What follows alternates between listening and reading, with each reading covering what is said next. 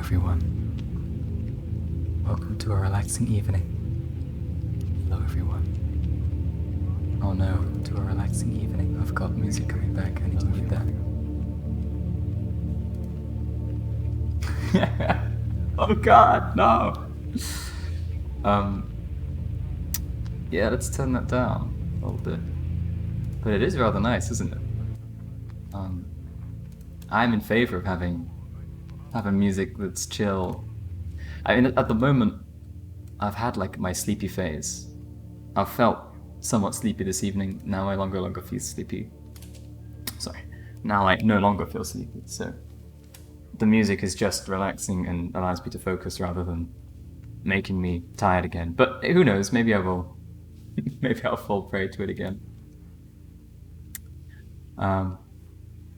Bear with me 1 sec. I'm going to post my work in progress of series to Instagram.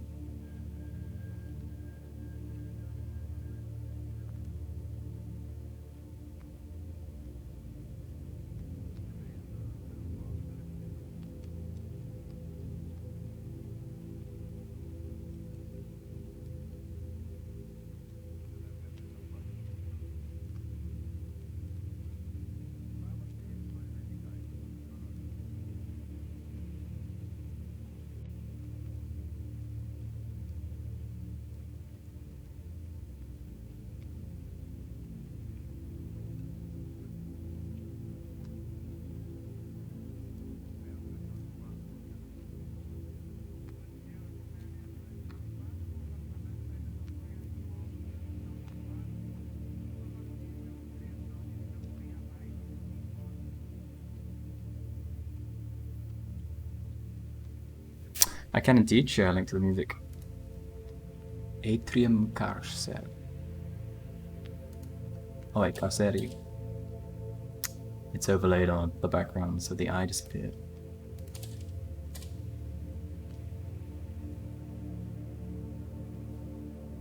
But it sure is nice. Okay, let's get the Twitch up on my phone so I can see what I'm doing.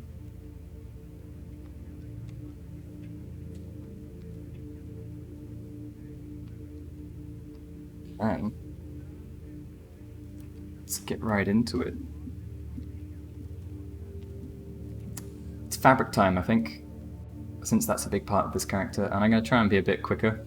I very much got stuck in just making the hands look tight and clean, and to be honest, I'm not even sure if they feel quite like the material I want them to be. It's kind of like ancient but golden metal. It's not quite metal enough, but that's also kind of cool because it's not straight up metal. Regardless, I think it needs to be shinier.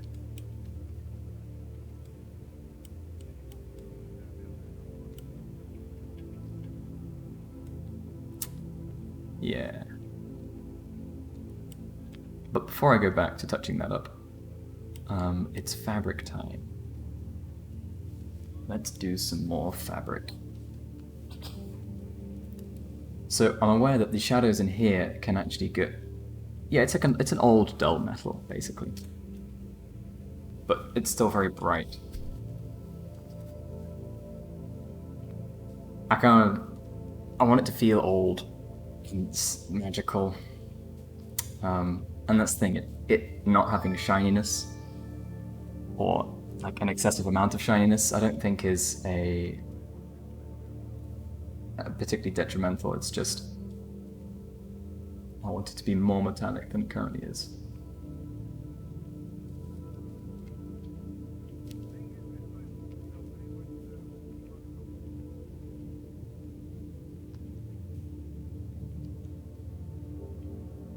I feel like I'm a manga artist with painting skills.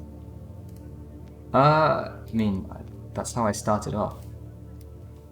Just not actually doing manga or anything like that. I haven't done anything in comic strip format or like any sort of storytelling in that kind of format, but I started off just drawing anime because that's the thing I wanted to draw the most.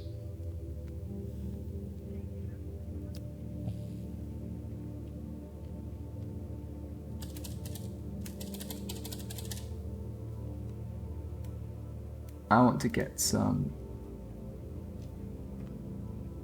reference for the torso.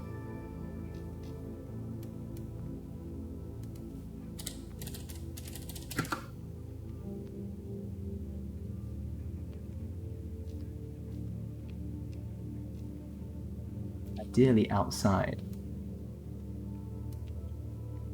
Natural lighting.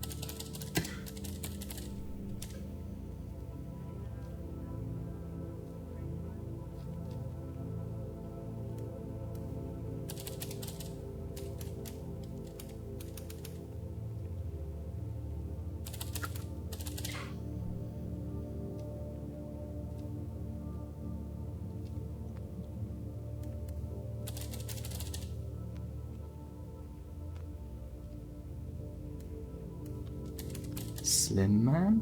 Really like the little pointy hand. Yeah, the pointy hand's great fun. It adds a bit of whimsy to it.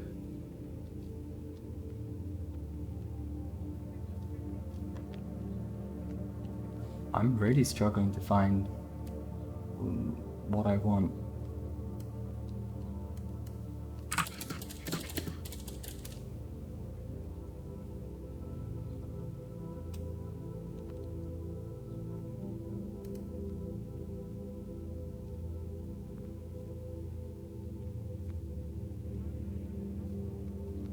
Let's try searching for men at the beach. Maybe that'll do.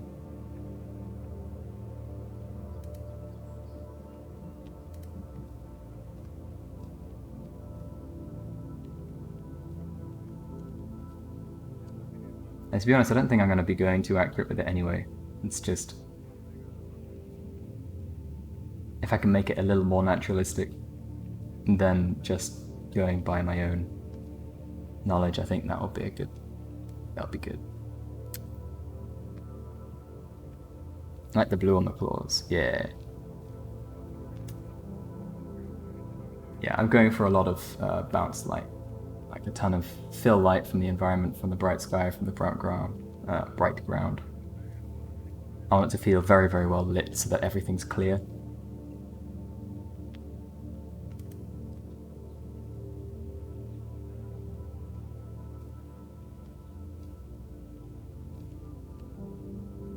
I don't want to hide anything in shadows with these pieces. And I feel like that's my normal approach. I like to unify shadows to the point that they just sort of disappear.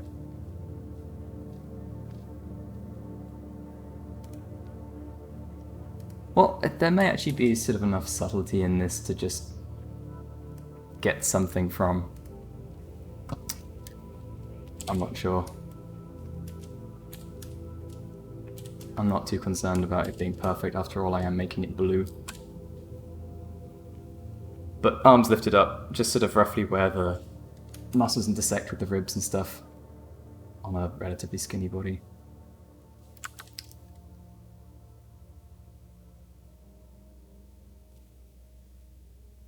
Right.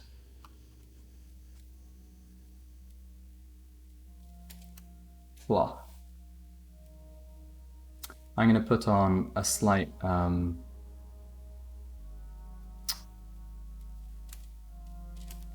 jitter to what with my paintbrush at the moment, just so I can get some variation in here whilst I do the rough strokes.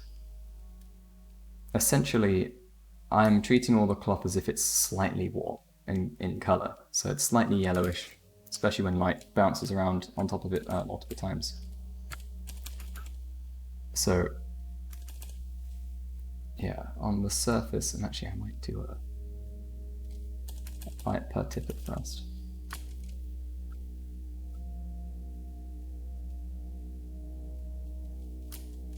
Yeah, on the outward facing surfaces it's pretty pale but has a slight warmness to it. Whenever it bounces up and hits itself, that's when it gets brighter again, like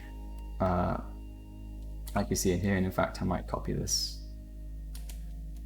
for reference of how I tackled it before. I do want a decent amount of consistency. And then in the shadows, it's entirely lit basically by the environment, but these shadows in particular are going to be Like you'll notice I'm going to put like the bright light in the bottom of these shapes. That's the direct reflections from the floor. But those are going to then peter off into darker shadows, and as the light bounces around in those, it starts to pick up the color of the fabric again. So they'll become grayer and sort of brown in places, brownish. Kind of like this, maybe a bit cooler than that. So like the darkest areas will be this sort of color.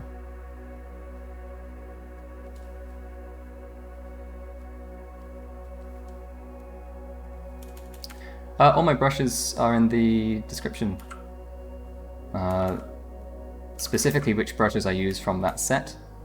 I switch between a lot, but generally the ones that are towards the end, because that's where new brushes appear once I make new brushes, they're the ones I'm using most frequently at any time, because as I change brushes to match what I need them for, I save up the presets, and then they end up being the presets that I keep using. I make them deliberately because I want to access them frequently. And most of the time they're variations of the brushes above, but yeah.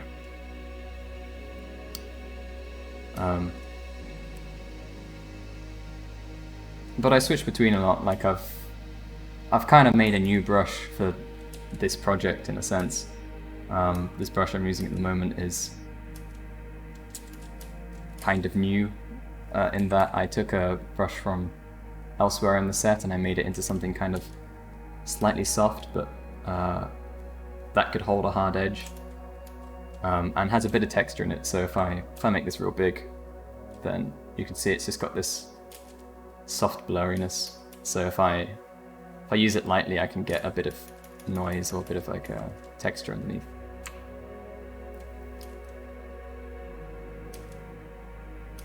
But it's otherwise pretty soft.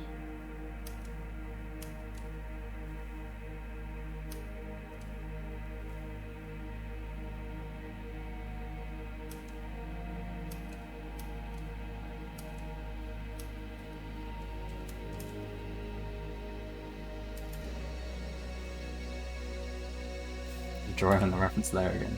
Ugh. Get in there. That's better. But yeah, at the moment I'm using the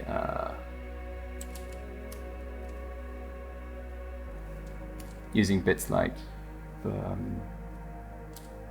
remember what it's called, color dynamics, to keep the colors changing slightly, because when I'm doing like rough or blocking stuff out like this, I want to keep that kind of like vibrance in the colors. I've been constantly shifting, but because I don't want to slow myself down with actively selecting colors each time I want something new, for now basically the random color shifting is good enough.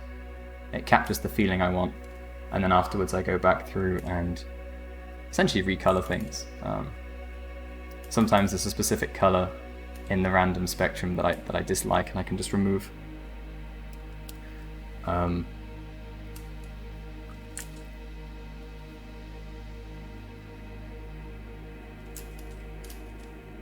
What kind of leader are they?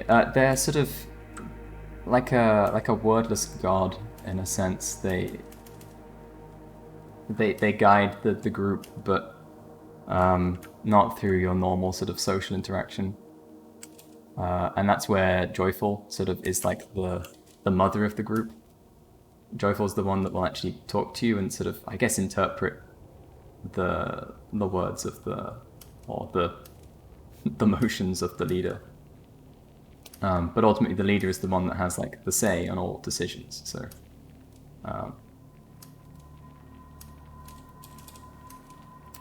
they concoct the plans, they see all and decide what they'll do next in terms of whatever strategy or whatever it is they're deciding or putting into action. So I hope that sort of answers roughly what type of leader they are.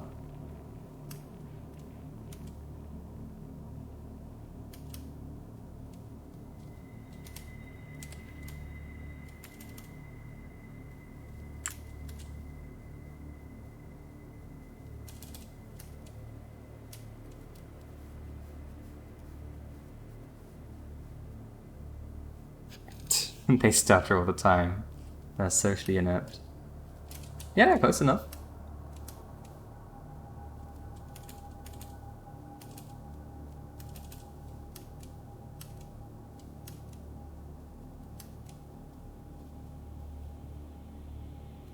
Is this a group of deities? They're closer to that compared to normal people. Like, they have each found their a box of mystery, which, you know, they've gone through some sort of trial. Like, I'm imagining that in this world, the boxes of mystery were kind of hidden away in various places, and worthy people were able to conquer whatever trial it is that reveals their location, and these are those worthy people. And yeah, so it enhances whatever abilities were innate to them. And now they have powers that, yeah, you would potentially describe as godly, things that shouldn't be possible.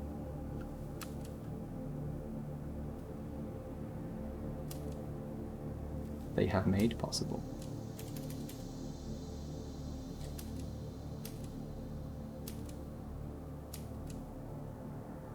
Obviously, the extent to which they are different or more powerful than the other inhabitants of this world can't really be shown without me going into, like, other inhabitants and showing what they would look like, but I imagine there is magic to some extent, and the Mischief, for example, he was a magic practitioner, but his ability to wield magic is greatly enhanced by drawing power from his mystery box.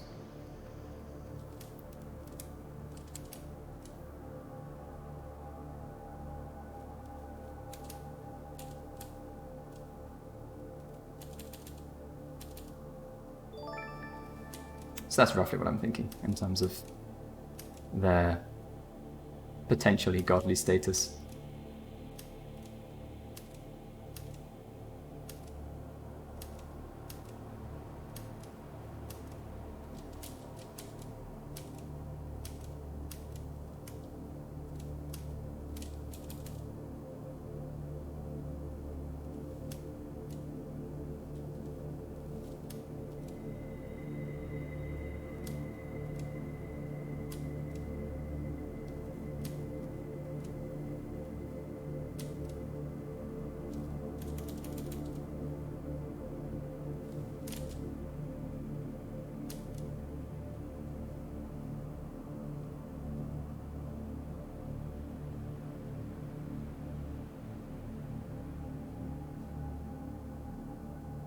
You decided that diversity would score you more points.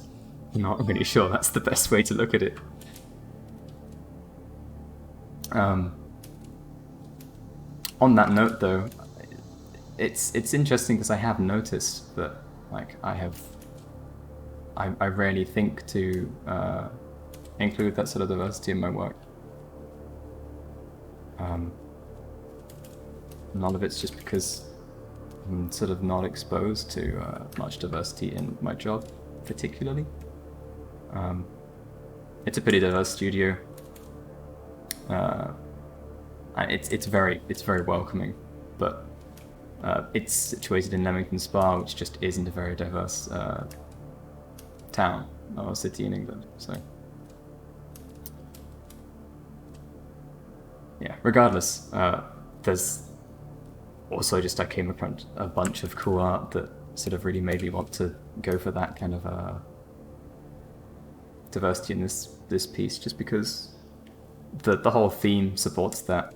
It's why I'm trying to put in sort of aspects of every genre that I enjoy into this roster. It's because I think this world of mystery or whatever should feel like it's a melting pot for everything that art encompasses.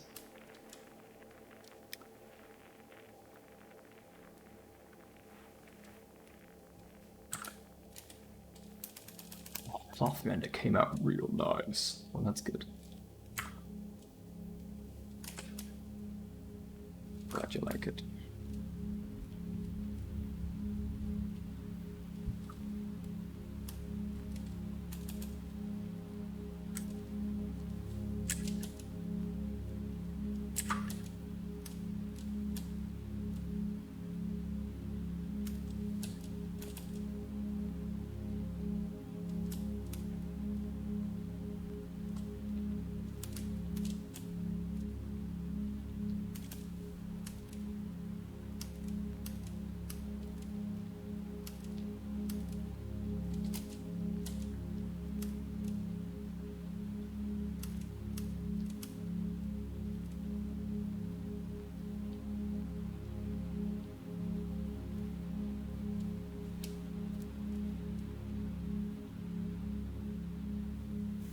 It's the sound of the fridge from Nostromo. The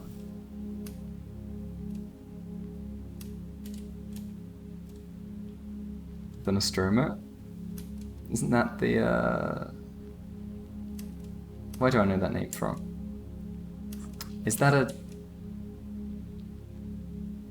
a space station in Prey, the game? Or is it from Alien? It is from Alien. Cool.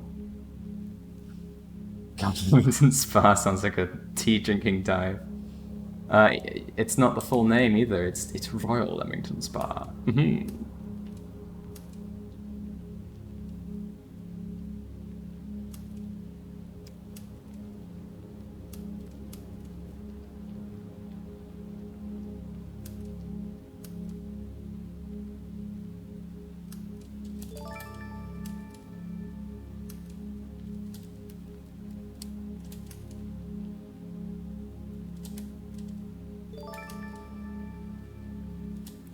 My experience of it so far has been lovely. Really enjoyed living here. But that said, I don't really explore it much, certainly not at the moment. I don't think I've really seen much of Leamington Spa beyond like going on walks, and I think I've been to like 1 or 2 restaurants maybe. That's about it. And of course, the studio. I have no idea what it's like in terms of nightlife or pubs and stuff. Pubs and bars and whatever. So I just don't really go to them. What do they use those huge arms for? I shall show in some side sketches. But my current idea is that, firstly, they're like a bank of knowledge. That's where they keep their scrolls, their architectural blueprints, all that kind of stuff. One assumes that they're quite strong and capable in that sense, so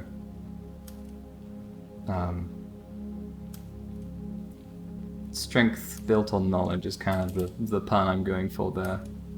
Also mixed with just like the idea of having a complete grasp of a subject or an idea or a situation. Like the leader has the best grasp of any given situation because they see all.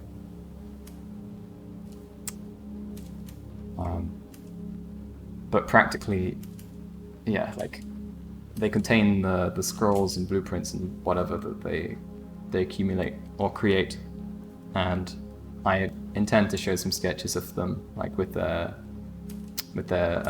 draftsman tools out, and the arms will be like holding up or acting as a work surface for them to work on.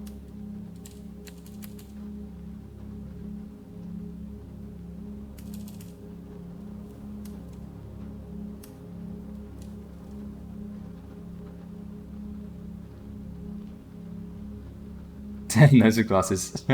Brush. Yeah, no, it's in the description.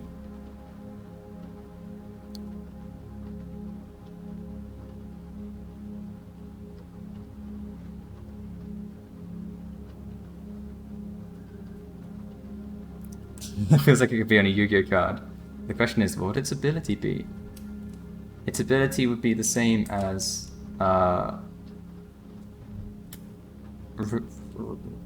what's his name? That cool shiny one I had, Ryukin or something? It could just like take over an enemy's monster or something with some fandangling. I just liked it for its looks. I feel like it's got the same vibe. And I'm pretty sure that that card had some big arms in it. It was like a big eye with arms like dangling at the side. So it's not that its ability is anything particularly related, it's just it looks similar.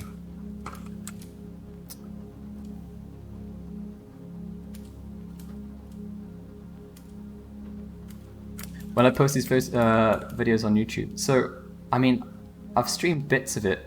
I could download those streams and put them on YouTube. I haven't thought to. I haven't been recording it locally just because,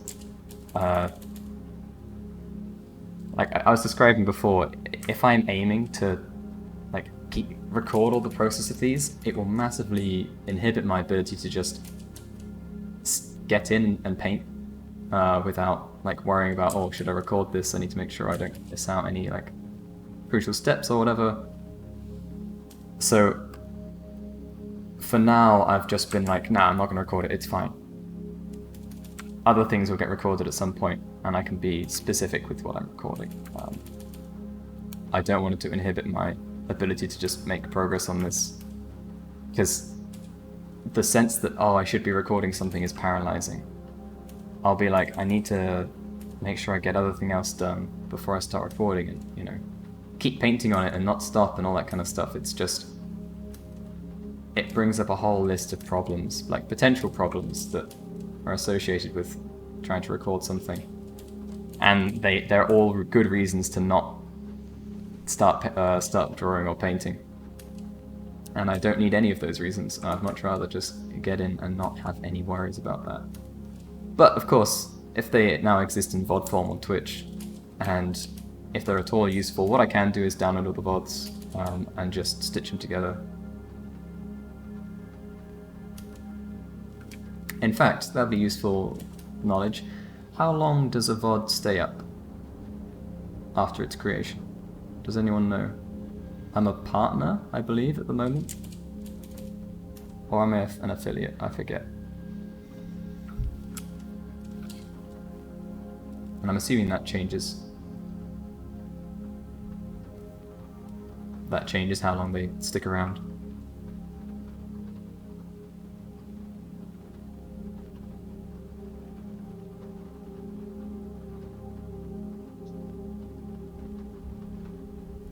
Did I just 360 the cameras for the hell of it? Hell yeah. I remember watching the Dragon stream. Did I put that up on YouTube? So I only recorded like small bits of that one, and it was right at the end where I was just rendering stuff.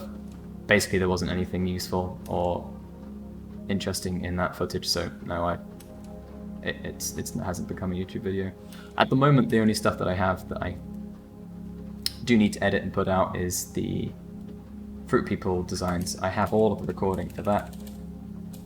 It's a jumble. It'll be like, I probably won't bother trying to edit each character into its own like section of the video, but yeah, there's useful stuff there, I hope, that I think people can use. And it's all been recorded, so the entire process for each character is there. And it would probably be worth me then trying to curate something over the top, so, you know, something I could try doing a voiceover that basically follows on and describes what my thoughts are at each stage. I wouldn't go too in-depth with that because, you know, that would be something that I'd actually make it to a tutorial or something similar that I'd make people pay for. Oh, what?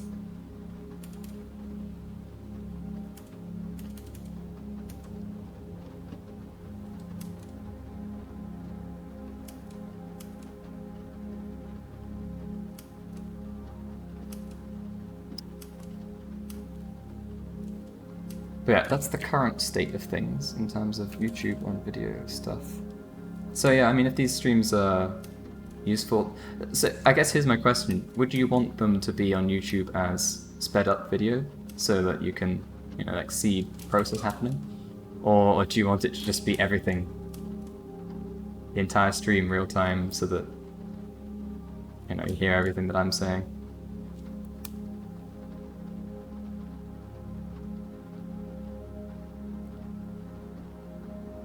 So I'm time to rip the VODs then. 2 weeks. You're affiliate 2 weeks. What happens to your 10-hour Pikachu song in the background? Well, you know, we listened to 2 hours of it. I didn't want to listen to it for another 2 hours this evening. Sorry. Sorry about that. Although, yeah, it almost feels like I should keep listening until I have listened to the entire 10 hours. Then I can call it complete. Strike it off my bucket list. Wow.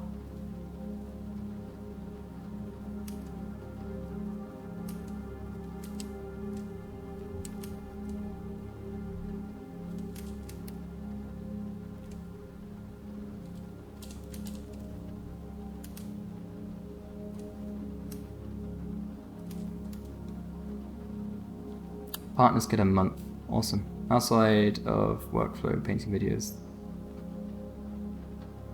they're useful without the decision making involved. Yeah, without the voice, the value would drop off a cliff. In fact, you'll rip all my VODs for archival purposes. Cool. As you put it on 2 times speed, and then you can still hear it. Yeah. Well, I'd see these videos on YouTube, so that's super helpful. Why not both? 2 versions. It's a good point. I have no limits.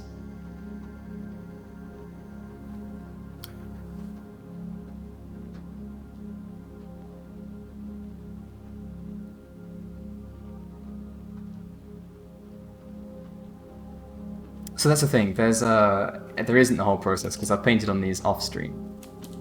But I don't think that's a huge issue, really. I mean, it's something where, to be honest, I haven't given much thought. And now that I'm giving it some thought, you don't need to see the entire process. So yeah, okay, what I'll do is download the VODs that exist at the moment. And then I can just do like a supercut, make it into like 10-hour chunks or whatever the upload limit on YouTube is. Or I can literally just put them up as each stream, because they're probably sensibly sized. And I'll just title them as this series of videos, so specifically for creating these characters.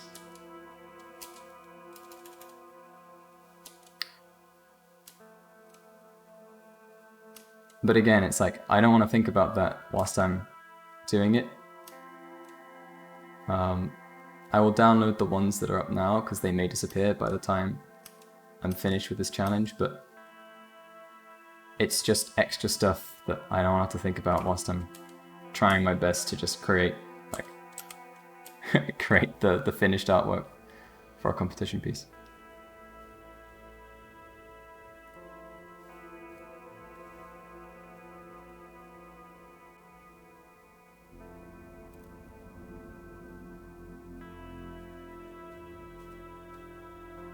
Could just hire an editor. Yeah, but I don't make any money from YouTube or anything. I mean, at some point maybe that would be possible if, for whatever reason, people really want to watch the videos on YouTube. But nah, I spending money on that stuff. Sorry. Plus, here's the other problem. It's like, yeah, there's not a clear sense of what needs to be edited. The streams at the moment are so freeform that it's like I'm putting tidbits of information, potentially useful information, here and there, and none of it really fits into a certain context. That's why at some point, yes, I would like to do videos on specific topics, and then I can curate said videos. But the problem with editing, like having any sort of editor for that kind of thing, is that like it would require so much supervision from my part to, you know, try and make it clear that I'm sort of conveying whatever topic it is clearly, that there'd be little point. Something that I'd need to do myself.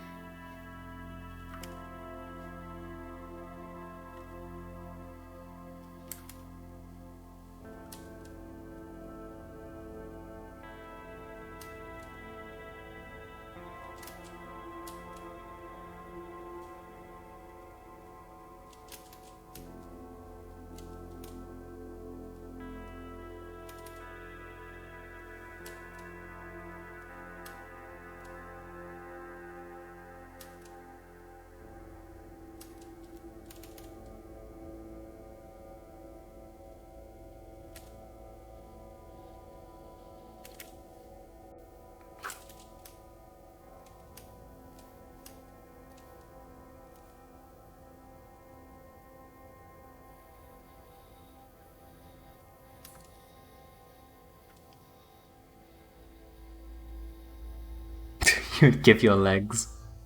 Don't give your legs. I'll make a character tutorial, maybe at some point.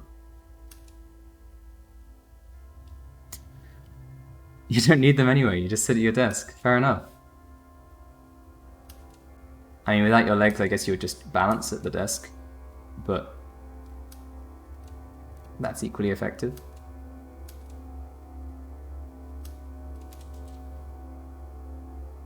Yeah, I think I would want to do some tutorial things that I put proper thought into, spend some time editing them so that it's clear, concise, in-depth, and then maybe make use of ArtStation Marketplace.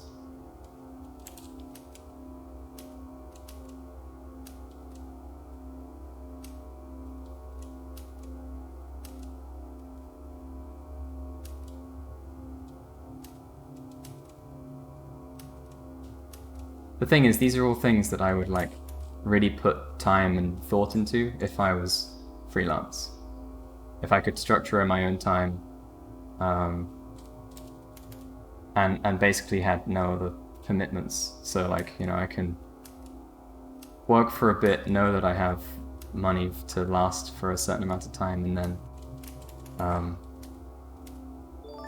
yeah, dedicate a bunch of time to just making content like that. So something I'm going to do, but I'm not freelance at the moment. And that's like, you know, potentially 2-3 years away. Which isn't very useful. So I would like to try and balance just wanting to create personal work and then actually making something tutorial related. But yeah, at the moment it's just I'm just doing personal. And for good reason, you know? You better let me off this time.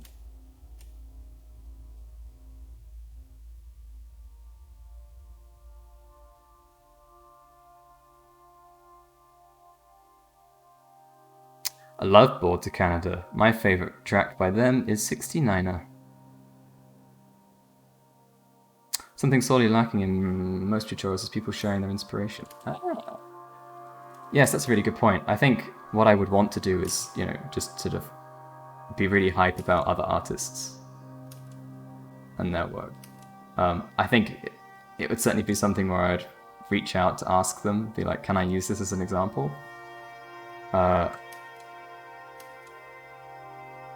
Because if I was starting to try and make like any sort of paid content, then it would need to be done properly, but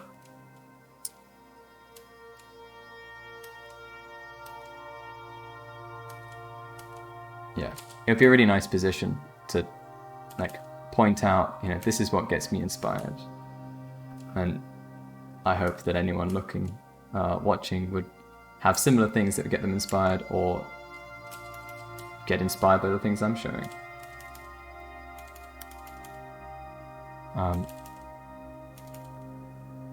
And yeah, either way, it's then a useful place to then sort of show how I draw new information or new techniques from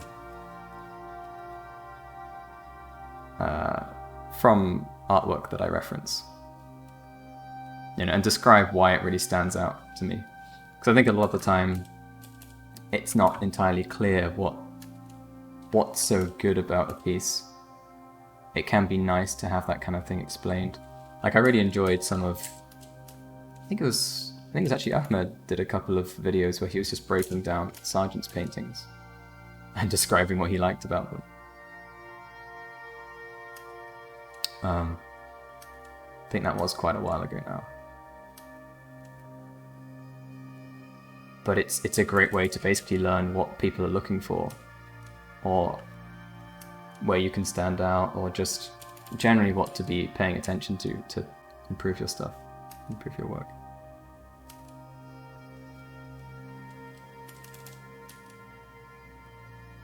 So we're gonna go for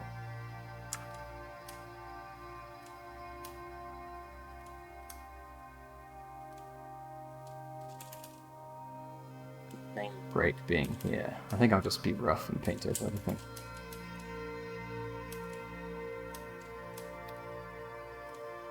Where's the right blue?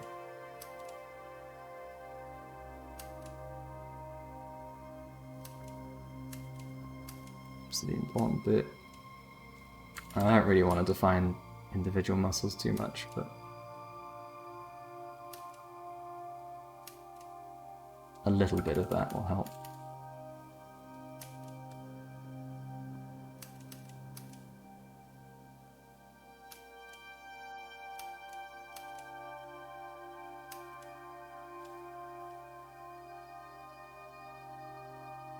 Space Tapas, with your professional you don't get money? Do you mean, wait, with your potential you don't? I don't know what you mean exactly there. Please make a Gumroad store as well if you're planning to sell your art videos. Yeah, exactly, I'll do that. Zedika's separate video on which was more valuable than watching someone do the same old wand outside, make flat layer, here I am making clipping masks. Yeah, it's a good point. I feel like any sort of specifics in Photoshop like that, I'm just gonna, you know, try and make it clear that that's what I'm doing. For anyone that doesn't understand what I've just done, they can rewind, pause, that kind of thing. But I don't think it's ever something to point out, unless it's something that really does feel like it's a technique, like a physical technique that I use within Photoshop that people might not know about. I'm just gonna skip over it. It's like, if you know Photoshop, I don't want you to be wasting time listening to me saying, look, if you press the W key, you get the wand tool. And this is really useful because it does magical things like a wand. So you can see that that's why they designed it that way. Anyway, click here.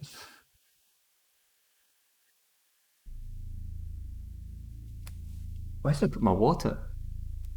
Oh no, it's all the way over there. Oh, that's a shame. VOD ripping commenced. Thank you, Twitch Leecher. You're like, oh, it's Inner Demons talk over where he explained the story behind his paintings, why he did the things he did. It seemed really interesting, and since then you've been trying to make your artwork more deliberate instead of mindlessly trying to make stuff. I think that's a very, very good lesson to learn, and a very important lesson to teach. That, again, you don't see popping up in many tutorials, because they're kind of, I think they sort of hone in on the practical, how do you do this visual, but not why should you even approach something in the first place. It's also why, like, yeah, making it something that's structured would really be nice, because I can, you know, you can make a video which the importance of it is that no art gets made during this video. It's just like thinking and breaking down other artwork or projects by other people that clearly have a lot of thought in them, and the importance of that. Might be kind of boring, might be kind of dry, but it's so important And I think it's something that is so lacking in a lot of places. Even in work that I do. I don't think about stuff enough. I've thought about these characters a lot more than I have done with anything else, I think. Genuinely.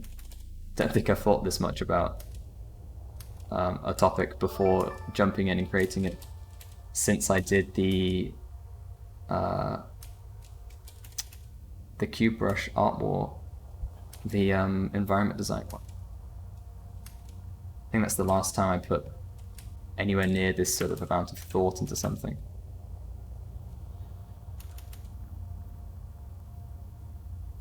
Because even the last character design challenge on ArtStation was just a matter of like cool shapes, inject some Japanese history, bish bosh. But like very little of that was original.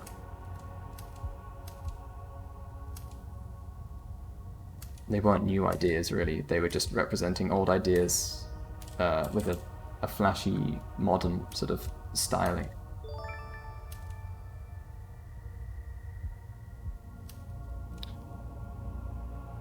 Alright, so this is the bit where you get these nice interlocking shapes that I really want to show off.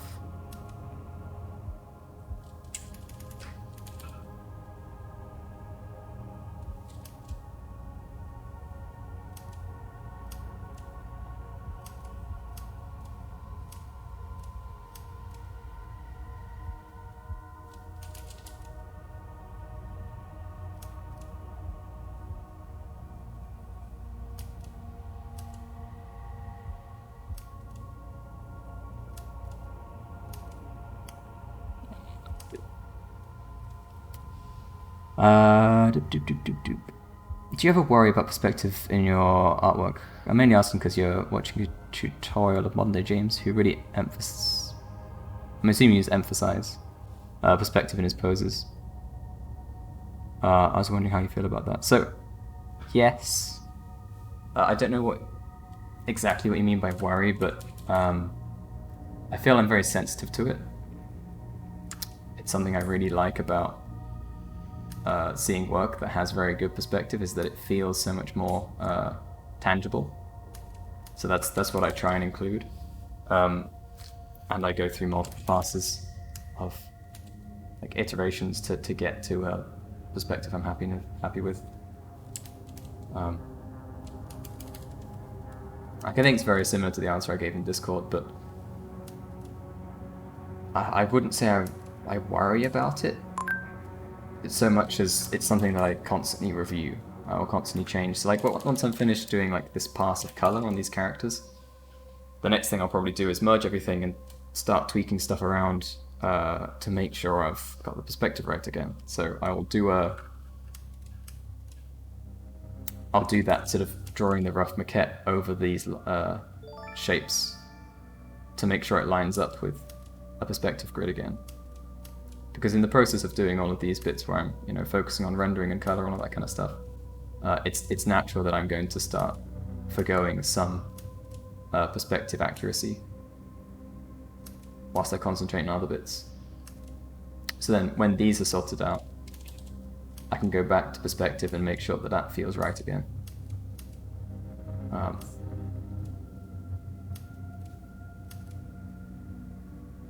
I'm trying my best not to mess anything up, but I'm aware that I will in areas. So at least whilst I'm happy with the perspective enough to have moved into this colouring stage, I'm also sort of relying on the knowledge that I know I'm going to come back and give it a tweak, so I can... It's not that I can forget about it, but I can put less priority on it at the moment. And so I can be more creative and intelligent with my choice of colours and stuff like that.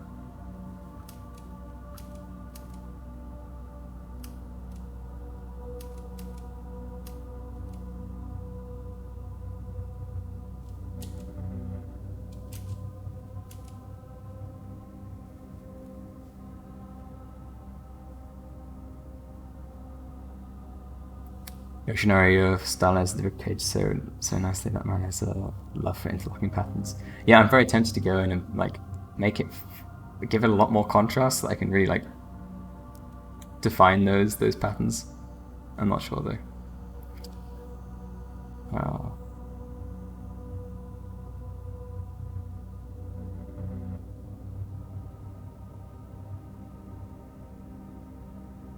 If you're putting out a tutorial without investing in a microphone, you're taking the piss.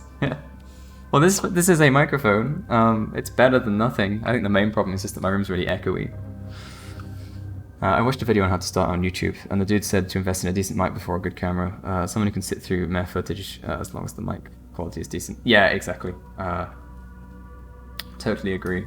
For some reason, it's the microphone's the thing that kind of grates on us far more quickly than any sort of visual does. I don't plan to have my face anywhere, but I will definitely use my microphone rather than anything else when I'm recording.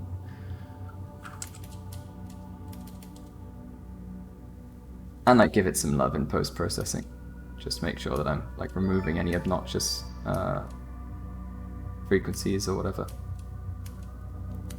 At the moment, having removed the keyboard noise to some extent from my mic, it should be sounding better as just like a listening experience. I know some people don't mind the fact that the keyboard's always clicking away. It's still audible, I think, from what I could tell, but it's just much softer now, which is nice.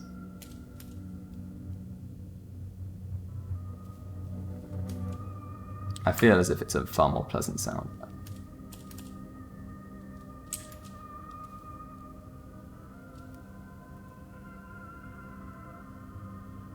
You may ask, how did you come up with this concept and each character? Did you already have this for your personal work and adjust it for the challenge? Oh no, not at all. These have all been made during the challenge time frame. They're completely unique in terms of their ideas. Like, actually my girlfriend pointed out that big hands like this, especially because they're yellow, they look quite a lot like the durian that I designed for Fruit People, but yeah, the idea is completely different, and also the function of them is completely different. Yeah, no, it's all new, and it's made to hopefully fit the challenge brief as best as I can.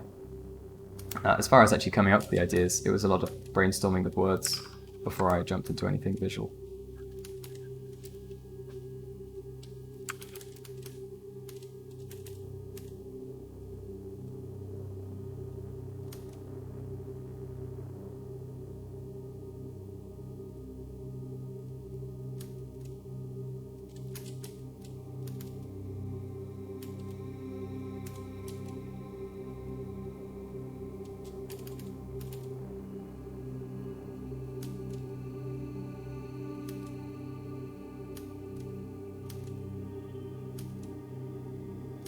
If you go on the ArtStation challenge page, you can see my process from the very beginning. I posted like my page of word brainstorming.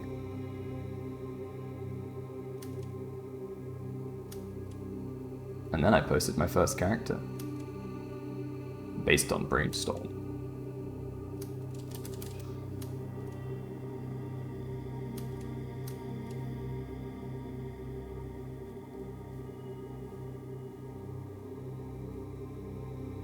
Do you get a score multiplier when you spin it? Save notification. I think he brainstormed specifically for it. Aha! You're not hitting on my microphone at all. Oh, that's good. There's some really bad videos out there. Actually, it was amusing. We had a training thing about privacy, and they switched between like sort of these produced sort of commercial styled title sequences for each like section of the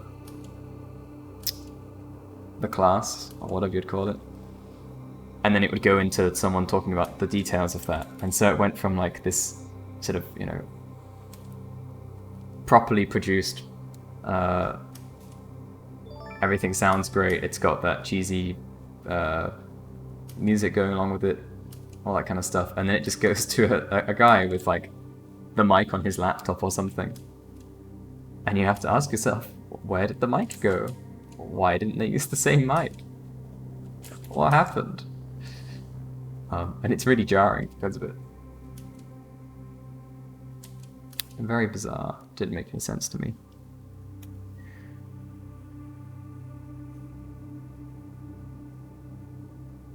What's that? You like tin? Treble? Me and my tin can? Just have a Photoshop tutorial for you. Find the screaming is my last victim. Writhing in the cupboard. Will we ever get to meet your girlfriend? Oh. Possibly.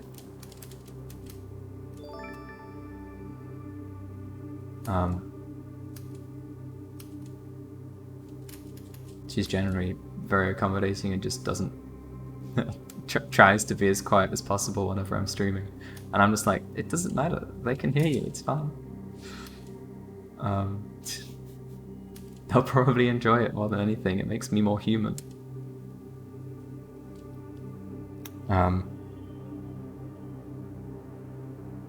Do you have any perspective resources for people that have a thick skull? Does she come to the chat? So sometimes I'm gonna leave it up to you to try and decipher who in the chat is my girlfriend. She hasn't been here recently. Not that I can remember. But the other day I suggested that, because she's currently with her parents, she's not with me, that whenever she's suggesting we Skype before bed, because yeah, that's what I always do. That's basically what I do straight after I end stream in the evenings. If she's ready, she should just come into the chat and say something like, "Oh wow, you've been streaming for a long time." Wink wink nudge. And it would be amusing. So who knows, maybe that'll happen.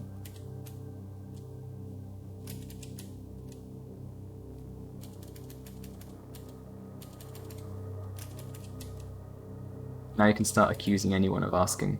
Like, the next time someone types uptime, you'd be like, "Is it you? Is it you?" And I'll be like, "Is what me? I don't get it." Oh.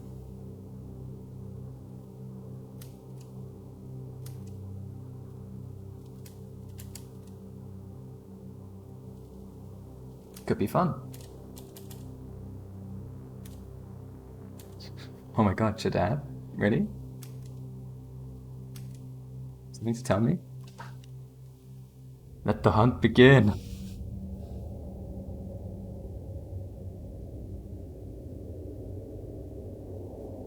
Scott Robertson is a shit teacher that throws jargon at you non-stop. I remember finding his videos that were on YouTube useful, but I have not tried any of his how to draw books. So I cannot comment. And I shall not comment. I refuse! I can totally see that though. I can see there just being like a ton of technical names for things and you being like, oh, okay. It's like, they can be very useful for describing a certain topic. Imagine like describing the elements of lighting, and you know, I have a vague sense of what each word is, but you've got like the Terminator in the shadow, and the I've forgotten the word because it doesn't matter, but yeah, you've got all like those different parts of the shadow, and sure, it can be useful to just like have something to talk about in a video, but there's sort of no use being obtuse with your language when it comes to that kind of thing, because it's just going to hamper understanding.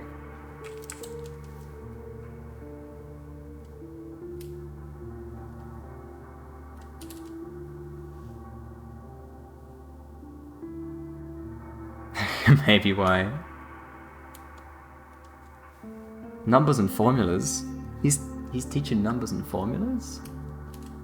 What's he teaching you? I don't think I've ever used numbers from working out a perspective. Which is, I'm assuming, most of what he's doing.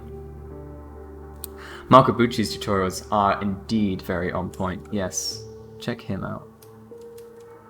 Good stuff.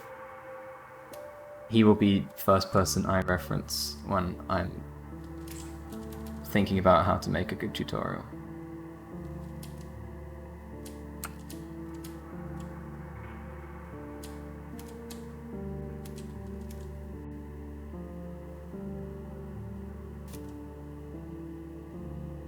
Also, I don't know if any of you are familiar, but the recent lazy tutorial sort of format that Ian Hubert popularized with his Blender tutorials. Essentially, there's now a ton of similar things. Like, it's not a crazy style to rip off, but essentially it just means that it's no nonsense. You get told only the things you need to know, and you know, it goes over things very quickly. You can pause and work out exactly what they're doing if you don't know, but if you're familiar, then you can yeah, you can easily follow along. And yeah, like some of them feel a bit awkward because they're sort of they're trying to sort of emulate the speech. They're trying to make it sound like the same person. But as comments have pointed out, they're like, I'm a huge fan of this recent trend in types of tutorial because people get really bored when a tutorial isn't getting to the point. Like nearly everything that I watch as a tutorial, I will always speed it up. Because I generally need to, otherwise I will never get through it on time and, you know, make no progress. But you don't have to do that with lazy tutorials. They're so fast. It's the complete opposite. It's a densely packed piece of information that I need to break down and go through step by step. Admittedly, I haven't done that yet with... maybe I did it with one of his tutorials, I can't remember. But essentially I haven't done enough in Blender yet to really get to them. But I would like to. I'd like to go through all of them.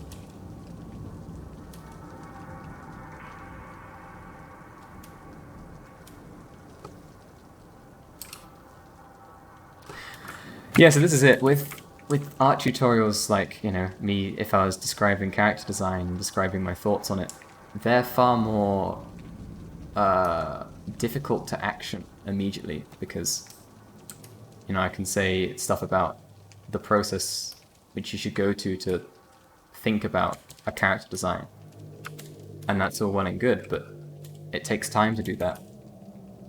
So afterwards you have to immediately start, you know, dedicate a couple of hours to trying to think about character design or whatever. With like a Blender tutorial, at least my experience with it is that they show you how you do it, and then you do it. Most of the time you have like a goal in mind, which is why you're then searching for a specific tutorial about something. And so you just get straight into it. And because of that, you're more likely to remember what you've just consumed. Like, I don't think anyone can really watch a Blender tutorial unless they're very familiar and essentially, like the lazy tutorials, it's just giving you a new perspective on how you can approach a set of tools that you're already adept with.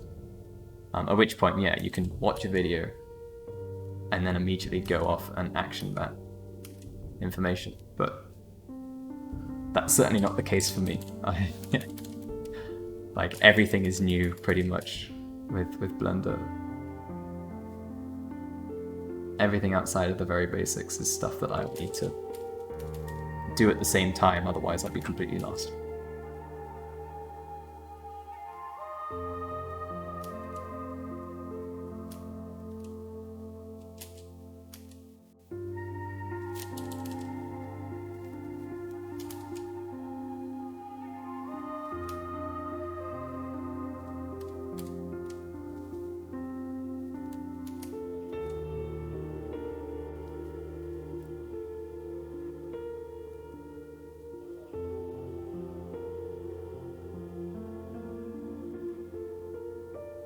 Dyscalculia. Troubles with numbers and math. Thoroughly believe that's one of the reasons you don't understand the perspective process. Ah.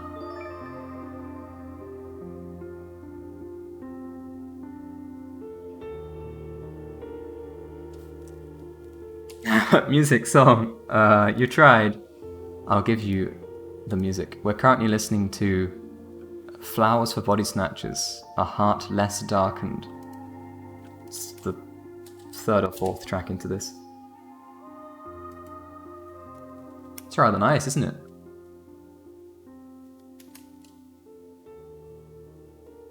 What beautiful. That's the most pretentious song title I've heard in a hot minute.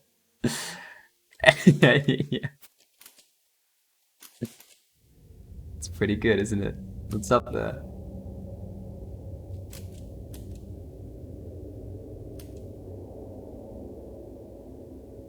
There's an artist called Schulman, and I remember his album titles are along the similar lines. It's like Endless Rhythms of a Beating Heart, or In Search of a Meaningful Moment. And it's like, oh wow, so deep. So deep. They're good albums though, so can't complain too much.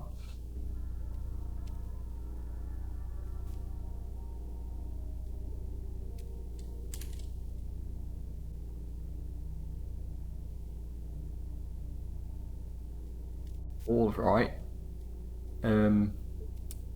Let's do something about the shininess.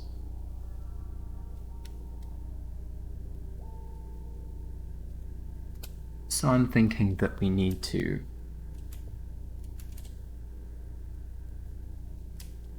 define a specular area on the metal.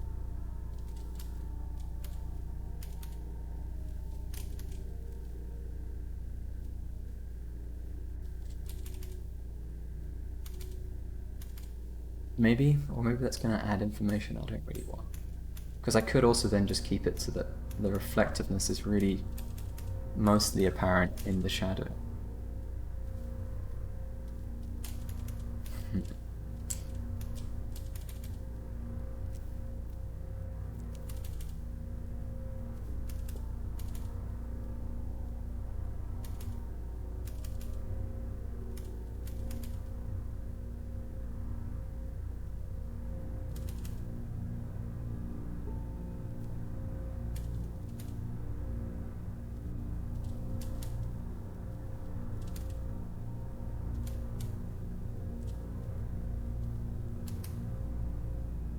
Where I introduce reflections.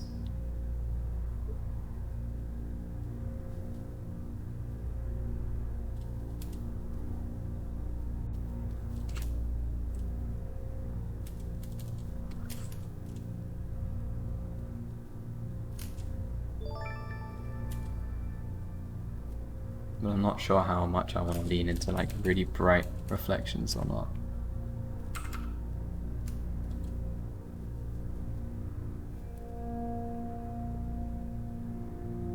Shadab, good night, farewell. Thank you for joining.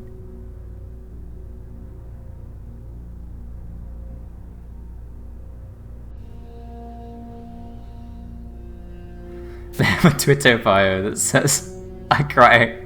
When I cry, I see rainbows. Brilliant. A new Magic the Gathering card print? Afraid not.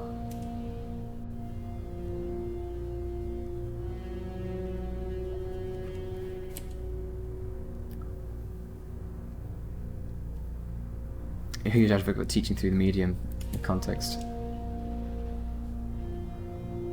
Most people don't really demonstrate how to apply their knowledge.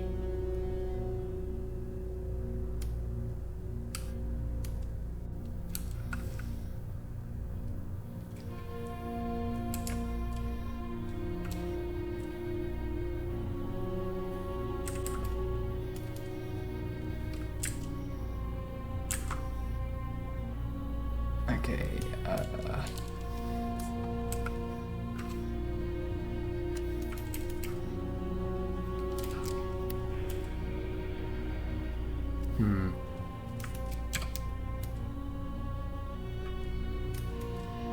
Oh, That's why I can't paint on this layer. It's a separate layer.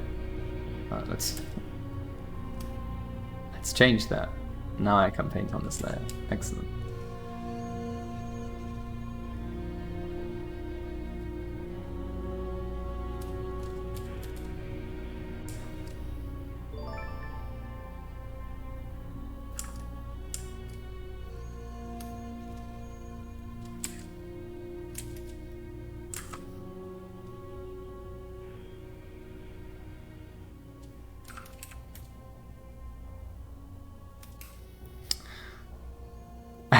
That's a pretty good diagram.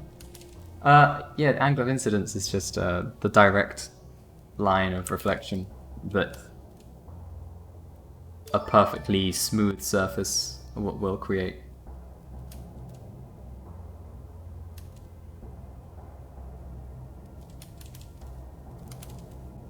So it informs where you will place your highlights most of the time. Well, I guess all the time. Yeah, all the time.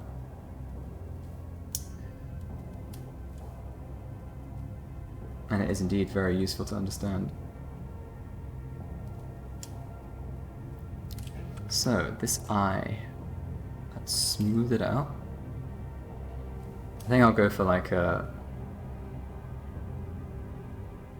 slight separation between that light hitting the top and the blue reflection from underneath. I think it'd be nice to make it clear that there is a separation there.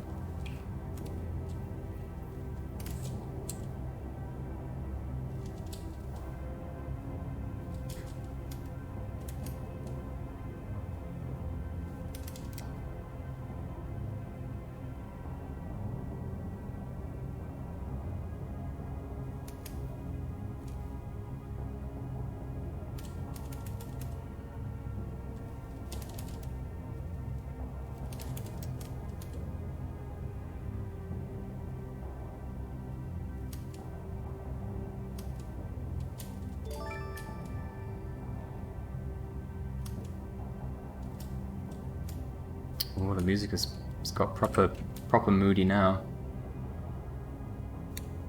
I wonder what this song title is. Enmata Apocastasis number 2. That's fine. It's just a bit of fun making up some new words. The status of being in an apocalypse. Apocastasis.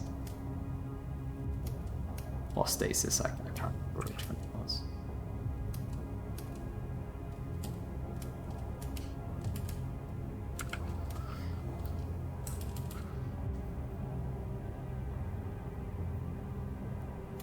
Okay, and now I'm going to paint over this.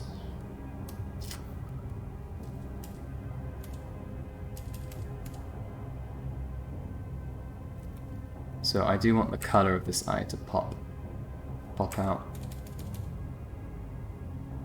as kind of like the color pop. Like all these designs are pretty bright in their use of color, but I kind of want there to be something which appears to still be the thing that I've made the most saturated, or that kind of stands out from the rest of the character for being like a smaller area that is nonetheless still very saturated, because the arms are very saturated, being very yellow in a yellow light.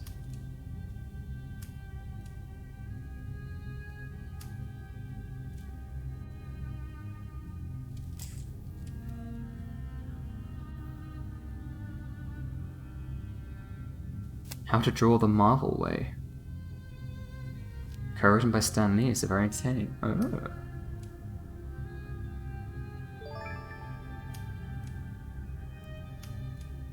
Sounds pretty fun.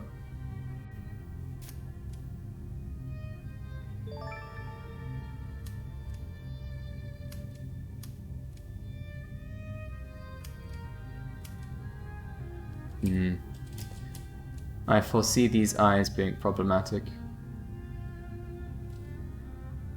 I want to make sure there's enough contrast in them for them to read from a distance, which also means that when I have a dark shape, it needs to be big enough.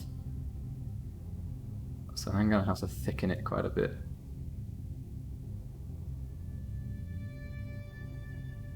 So that for this angle on this eye, I can actually see enough of a plane change.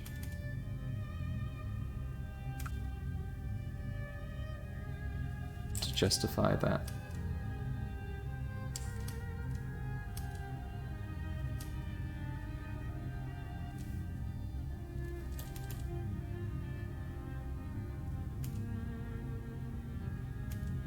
It's essentially casting a shadow underneath it.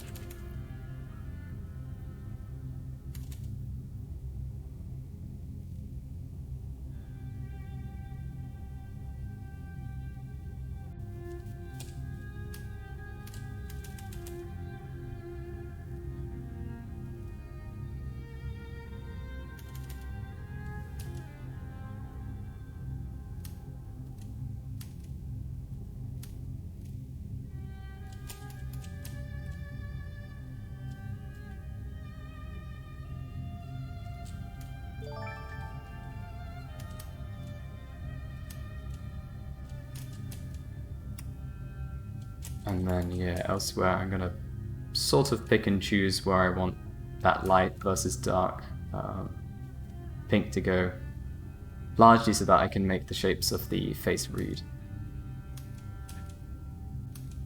And if it means that I'm sort of being maybe less accurate, then I think that's okay.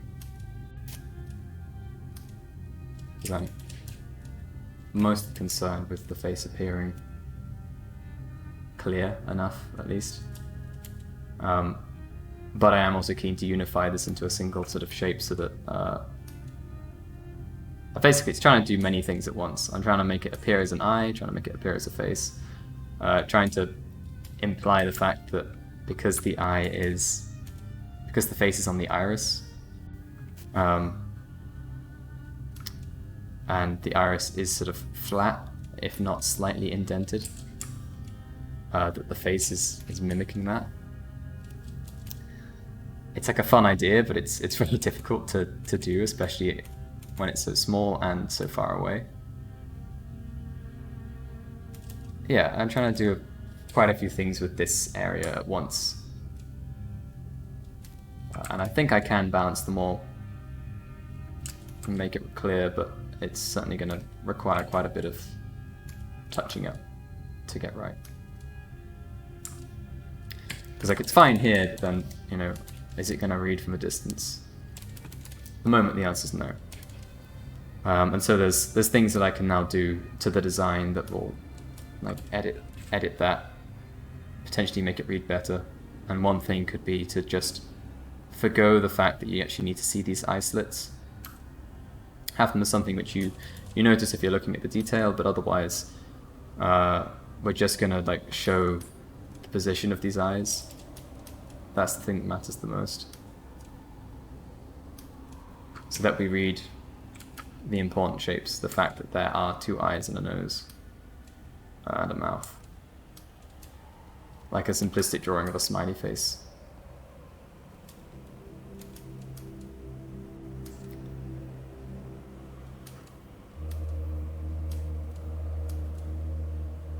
Since that's what actually matters most.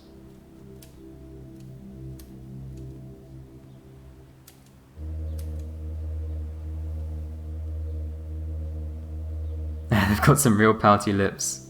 Chew. Or they're going for a huge sniff. And coffee beans in the eye. Yes, they do look like coffee beans, don't they?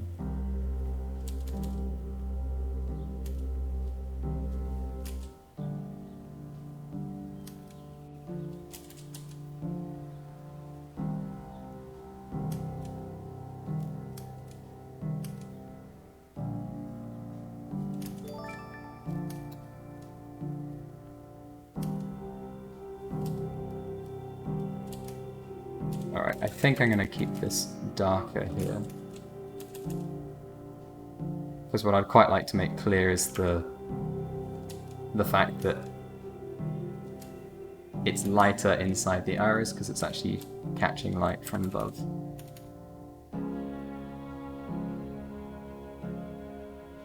And then I think I'm going to play on some translucency. Or play with some translucency to make the eyeball itself look like it's got depth.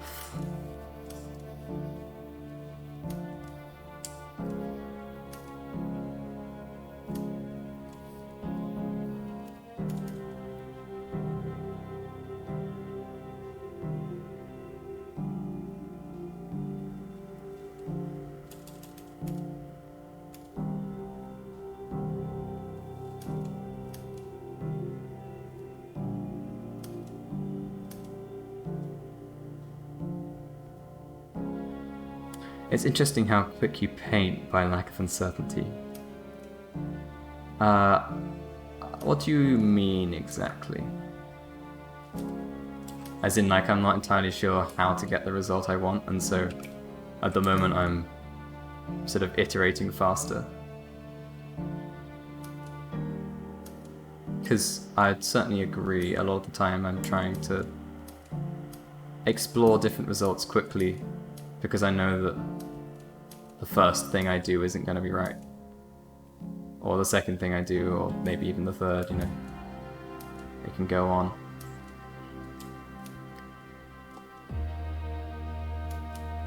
Okay, or due to a lack of uncertainty. Yeah. It makes sense. I mean, that's sort of concept art in a nutshell, which is technically what I do,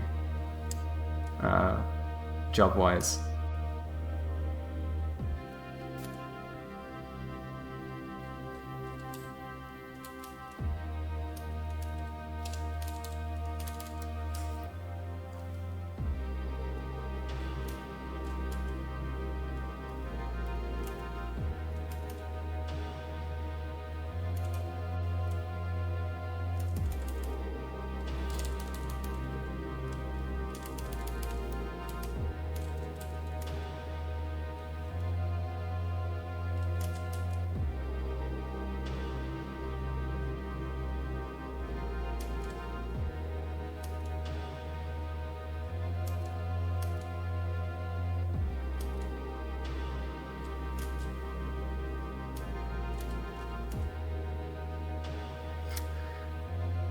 His ears kind of look like cowbells.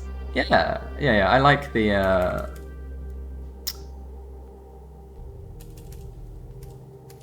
the look where you basically create a roundish terminator to a slit. You see it in armor, medieval armor, when they're trying to decorate something just slightly more, give it a little bit of polish. So of course you see it in a bunch of fantasy armor design.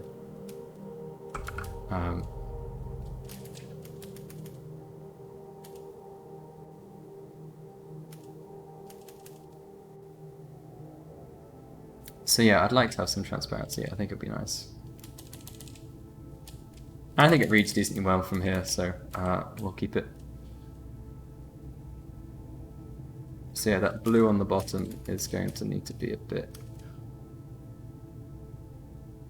more centralized to, yeah, the very bottom of the eye, because that's where you'd actually expect to get this light behavior. It's a sphere, so essentially it's got to be a smallish specular.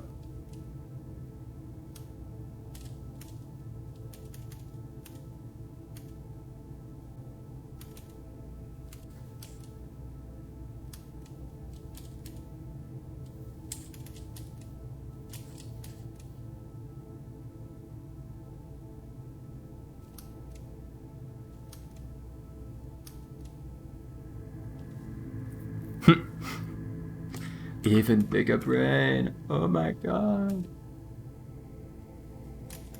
Is this what it's like on DMT? I don't know. I doubt I'll ever experience it. It's what I imagine it's like. How about that?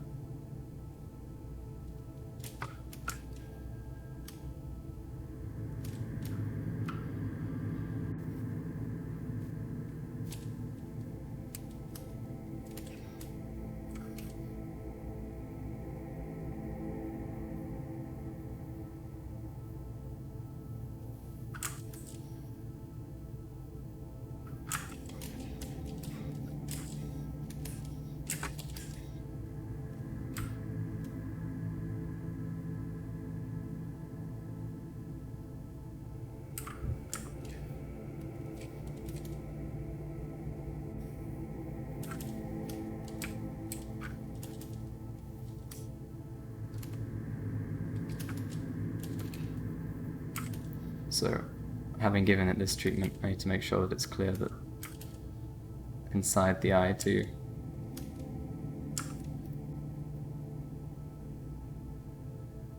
Because light's hitting the top of the eye directly. We're going to get some light sort of coming through from the inside.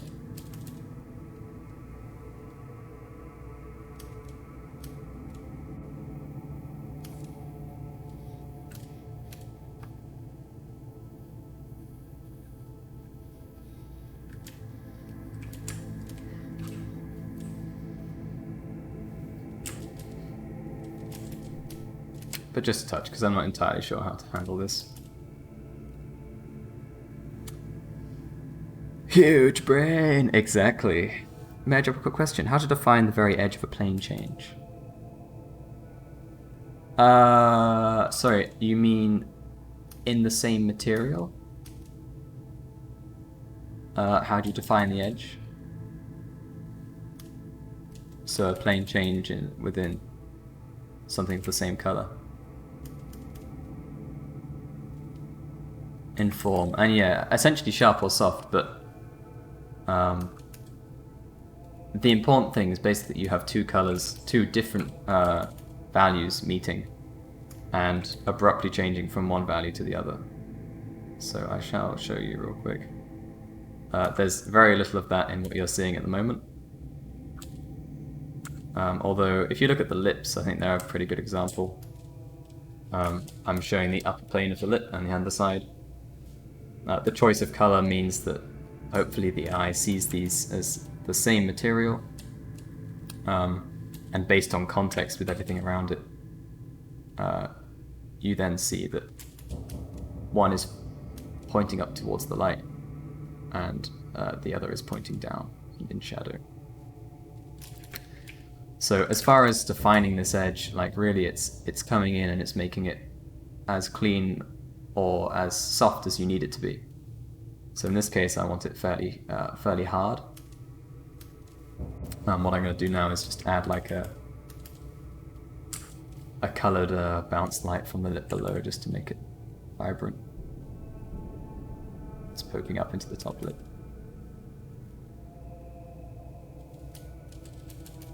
But I'll move down to the body and show some other bits. Yeah, very simply, it's just two different values meeting. So, compared to how you would draw something, you need to make sure that there is no implication of line work. Which means, like, if you imagine the brightness of something as it goes from one place to the next, you don't want it to go from light to dark to light again. Imagine, like, normally when you're defining a form, when you're drawing something, you're doing this, and you know it's got a little smiley face. If you just like tracked across this image, you'd see that it goes from light to dark to light to dark to light, and like over an edge, going from one value to a dark value to the same value again, that gives you the impression of something being line work. It flattens the image. So of course, you know, the real approach is you have a change in value instead. And perhaps these eyes are just indentations. So what you do here is that you need to find how dark it's going to get in the shadow, and then around the eye, if it's like a soft indentation, there needs to be a clear soft ramp that slowly transitions one value to the next. And then, you know, at the moment I'm imagining these eyes as like a dent in the surface that looks like this. So this is what you need to do with every transition you're creating. If you've got a hard edge that's like that, that's very sharp, versus a soft edge that's like this. Essentially, this is showing you how your values should change. So you've got a dark grey in here, and you've got a lighter grey out here. There needs to be a smooth transition during this portion, and then a hard transition at this point, just like I've shown with these little eyes here. If I just make them darker so it's clearer.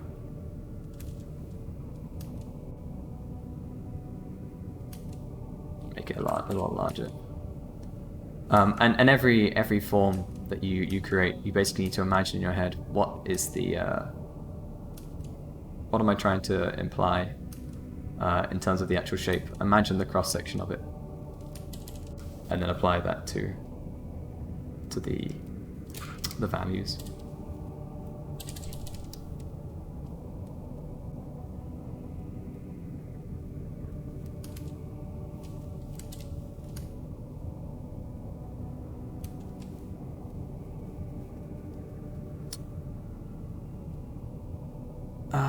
Okay.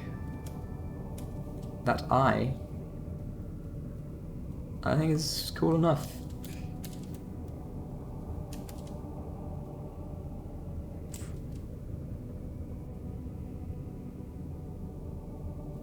For now, we'll leave it.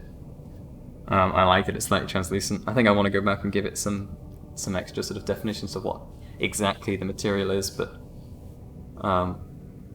because it's got this vibrancy and the colours changing constantly, I like how it complements the sort of the magic colour that I'm going for, or the sort of the box's influence, which is this kind of this constant vibrant switching between colours like you've got here, and the fabric here. And that's kind of the colour of magic in my world.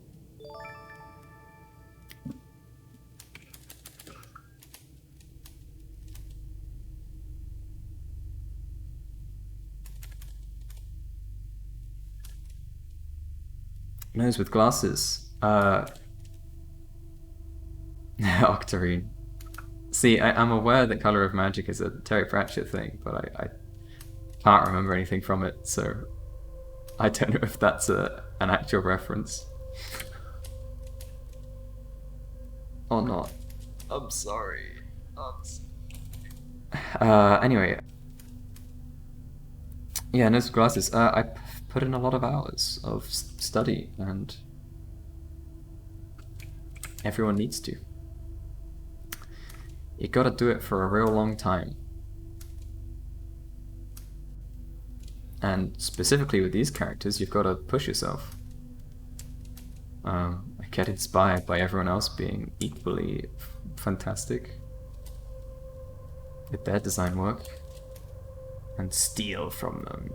Steal their energy. Make it your own.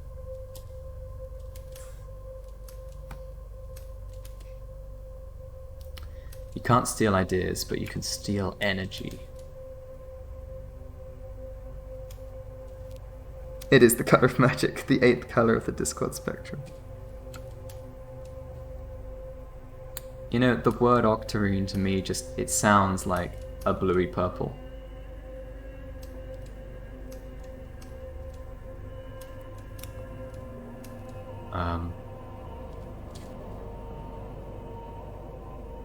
Standing on the shoulders of giants, you use other people as springboards.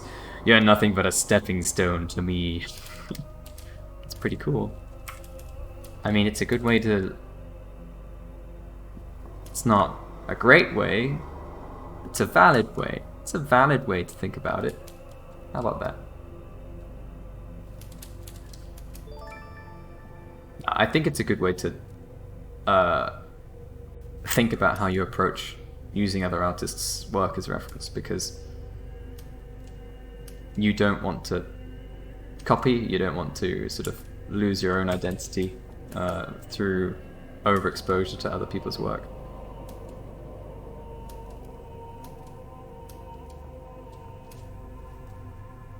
It's generally described as a fluorescent greenish yellow purple. Excellent. Cover all bases. Speaking of colours, may I ask another question? Is there a specific way you approach the colouring the face to get that nice variation of tones across different materials? Like in the arms, you have blues, greens, oranges, and yellows. Makes it in a really nice way. I always struggle to get the variety. So the main thing that I'm doing here is that the brightest saturation is the yellow/orange, and then everything else is desaturated in comparison. It appears more saturated, but it has to be desaturated in comparison, because if everything was equally bright, then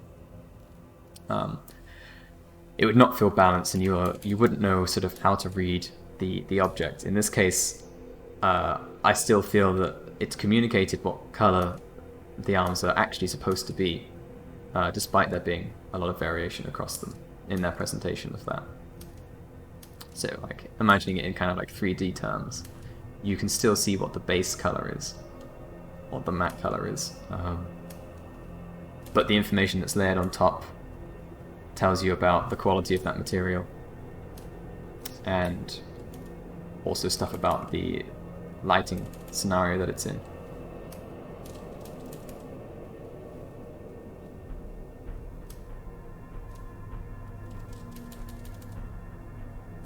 But a lot of it's sort of experimentation to get to a point that feels right.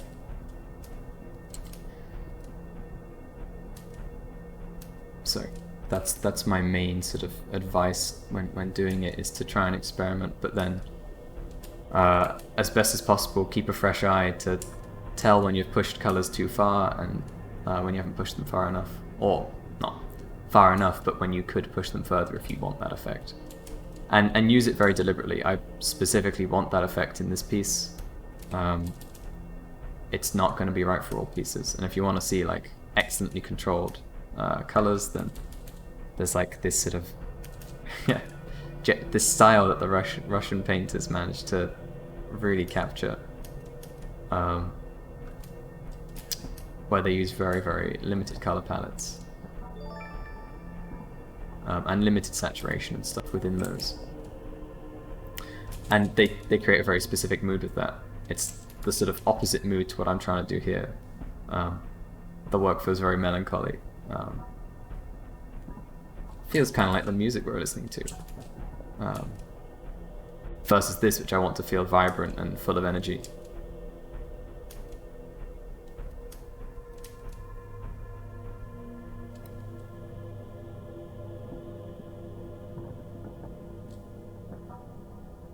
If the values are correct, you're good to go. You could do experiments around that. It's a glib oversimplification, but yeah, I think values end up being the most important thing. They really do. What I would then say in terms of sort of applying values, color to values, is that it's very clear when the value structure is separate to the color structure. So, say you're taking a black and white piece and you're applying colors to it. The reason people use the gradient map thing is because it means that you start seeing a relationship between each value and its color. In this case, I definitely have values that have multiple colors assigned to it across the piece, but they're all contextual. So the sort of mid-tones are either a half shadow of this yellow color, or it's in the darkest shadow, and it's a reflection. But only the brightest colors in this piece for this material are yellow. Nothing else that bright is, in terms of value, is a different color. So that's why it feels more solid, because that's how objects behave in real life. There can definitely be variation within that, but you need to be careful with how much variation there is.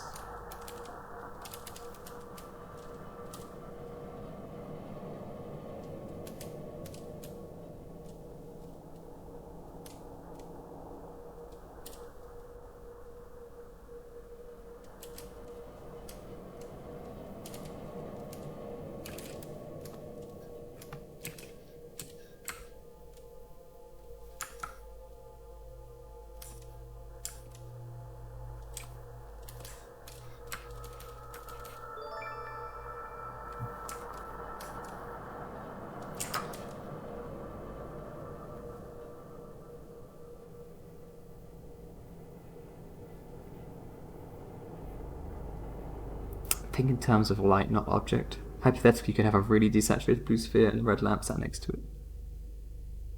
Yeah. Color as a value is another rabbit hole entirely, yeah. It's a man, eyeball man. Indeed. I take it you use the dot gray control wave for value checker. Yes, exactly. It's not perfect. I think it's... Essentially, it treats color linearly. So the... In fact, I think I actually learned about this today. So in settings, this may not pan out. I'm not sure if this is actually going to be correct. But there's a thing called S-gray. Yeah, here we go. So you go into your color settings, and the thing that it says for gray, S-gray is the equivalent of sRGB, but for gray. I know you don't see it, but that's too bad. It's right there if you just go into edit color settings, or press Ctrl-Shift-K.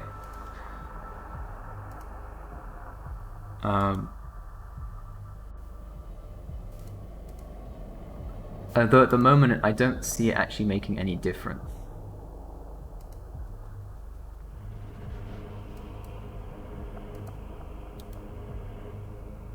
But the idea is that S-gray, like sRGB, is remapping the values with some sort of gamma, with a value of gamma that means there's more space in the lower end, because if you've ever seen like a value, like a linear value increase, it doesn't look like it's linear compared to one that's been edited, so that the midpoint is actually elsewhere. We're more sensitive to seeing differences between dark values than we are between light values, which is why sRGB exists. Nekiro, you know, Tom, at the rate you're streaming, you might be able to become a partner organically. That's probably not something you care about. I don't know what a partner means, but yeah, do I have to get like a consistent... I think I just have to have a steady 70 viewers over the period of like a month or something, don't I? I'm not sure. I really didn't think I would have a steady 70 viewers anytime soon, but the last couple of streams have kind of been hanging around 100, which is cool. Thank you, everyone. Thank you very much. I hope you enjoy it as much as I enjoy it. Yes.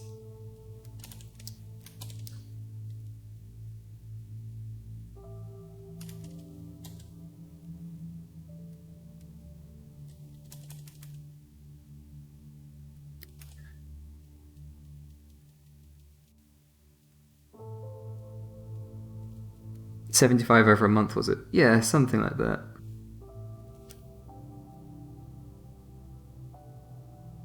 The art section has been quite large over the past year, which is interesting. Like, I think to some extent there'll be people attending art streams that aren't as into art either, and really there'll be people in the art section that are acting like just talking, just chatting streamers for some people. A lot of what I do is I just chat. Admittedly, it's about art most of the time, and I'd say I probably end up talking more about art than I think most art streamers do, from my experience, at least in terms of going in depth with ideas. And that's not a bad thing, it's just what I tend towards. But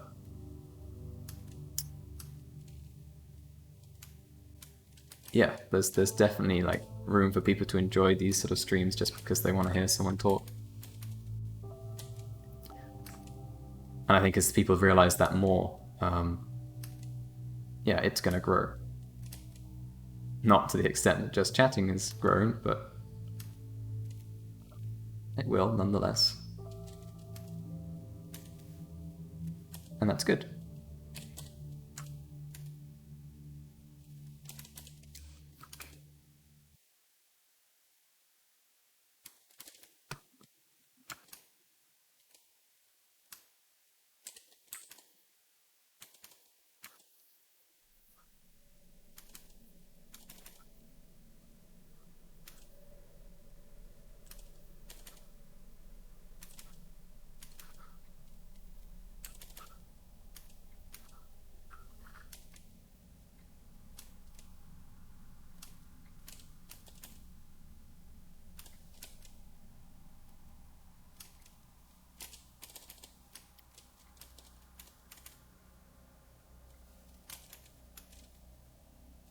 You're learning a lot just by listening. Yeah. Do you have any tips on planning for an ArtStation challenge? You spend too much time ideating and can't finish the final renders. I love the amount of time and detail you're putting into every character. Yeah, I mean, I hope I have time to do this for all of them, because in many ways, you know, these aren't the stuff I want to do to them, but I'm also aware that I am actually happy with, like, the stuff I definitely need to finish, or I know I will make time for, but like, if I left the lower half of this looser like this with some of the line work still in there, I actually don't think that's a problem. Especially because, yeah, like, the point is I'm demonstrating what the character would look like in the important areas. And then I can neglect some of that in other areas because it's communicated what it should look like, and that's enough. So that will be the same thing with this. I will spend most of the time making sure that the face and probably like the body look really good. Their legs and the very top of their shoulders, they can probably be left. And then I'm gonna, like I've already done, put a lot of effort into those hands, because the way I read this image, and that's partly because of the contrast now, is face, and then my eye gets led down to the hands. And they're the secondary focal point for me. The box will probably end up being more of a focal point once I actually get around to doing that. And in fact, I should do that soon, I think, because I need to know whether I can use 3D or not to create it. My current plan is to use 3D. It's to go into Gravity Sketch and model the box there, then bring it into Blender. And we'll see how that goes.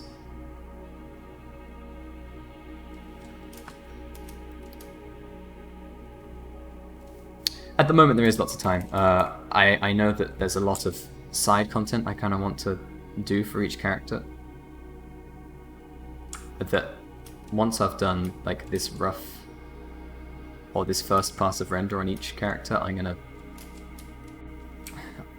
I'm telling myself I'm going to do this. I really need to hold myself to it. I'm going to go and do like the presentation side. So the extra information about the characters. Things like showing them interacting with each other, using their powers in different ways. That kind of stuff, because I know it's going to be very valuable, I think. I think it's going to be a very valuable inclusion when it comes to judging. And it's also something I've thought a lot about, and I'm quite excited to do. But it'll be difficult, because these are complex characters, and I want to make those drawings look comprehensible, like clear enough. They don't need to be polished in any sense, but I can't just do like stick figures, because there's sort of intricacies to how these characters work that I want to display.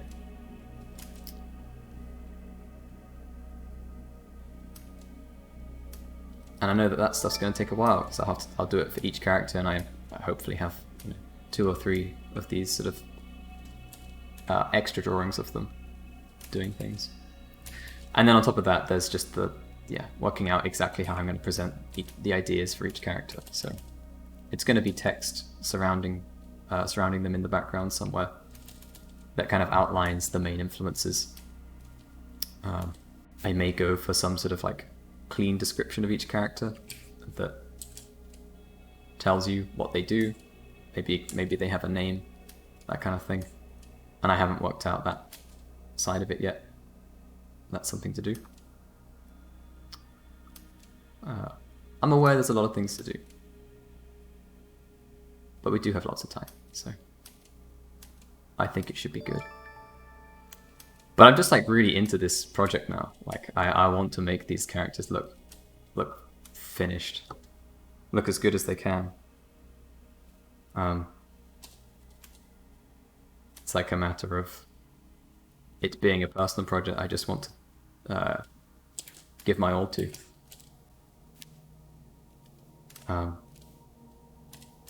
Yeah.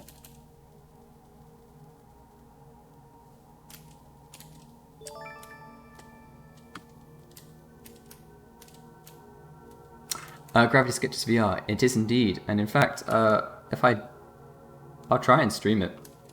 I won't be able to talk to the chat because I can't see chat. I tried downloading some plugins that would allow me to see chat in VR, but unfortunately it seems to run with games, like Steam games and stuff, but not with Gravity Sketch, which is a shame. But whatever, I'll just put something on screen saying, by the way, I can't read the chat right now.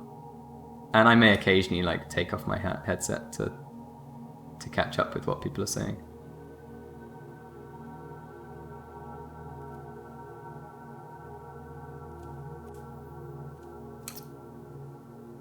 But otherwise it'd be a somewhat lonely stream.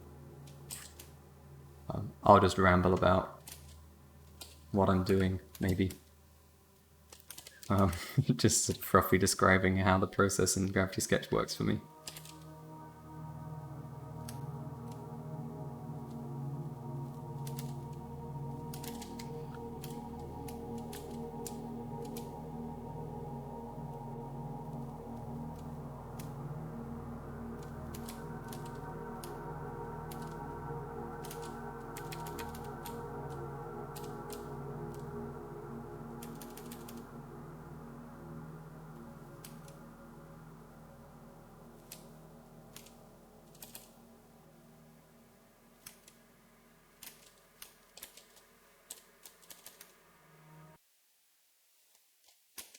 YouTube, are you pausing my video because I haven't paid for premium? Yes, you are. Please don't. Thank you. Dip, dip, dip, dip. Sorry, I wasn't looking at the chat at all. How many render passes do you do before you call a piece finished? Depends on the piece, but I'm definitely one for rendering stuff until it's can't be rendered anymore. I don't know. You're gonna have to look at my ArtStation to get a sense for what I normally consider finished. I just really enjoy the side where I'm sort of just pushing visuals until they have like this really specific feel. A lot of my favorite work is incredibly detailed in its render, because it feels like an area that is very individual to each artist. And to be honest, you know, seeing artists' loose sketches, it's the same. So I don't think it's special in that regard. Loose sketches are something which like can really define how an artist is works. Because you can't replicate it. But even more so with rendering, I feel like rendering is something that is very, very hard to match. Like imagine trying to study someone's piece and match exactly how they finish their line work and or finish their like their painting, the polishing steps.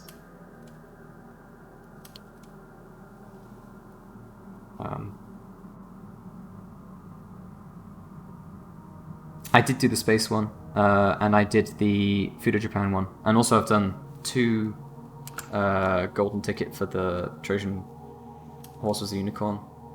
I've done 2 of those, one 3 years ago and the other one last year, which I won.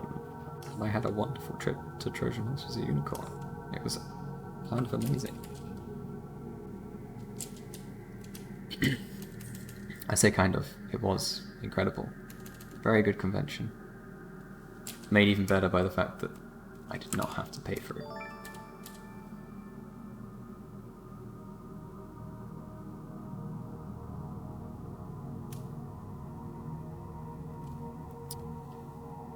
Have I tried WeChat? Are you doing this in the car, VR? I have not tried WeChat, and yeah, I would be doing it with the, What happened to my selection? Did I just mess it up? I'd be doing it with Oculus Link. I can actually Chromecast from the headset, but using Link also means that I just get the benefit the performance benefit from my PC. Which is obviously very desirable.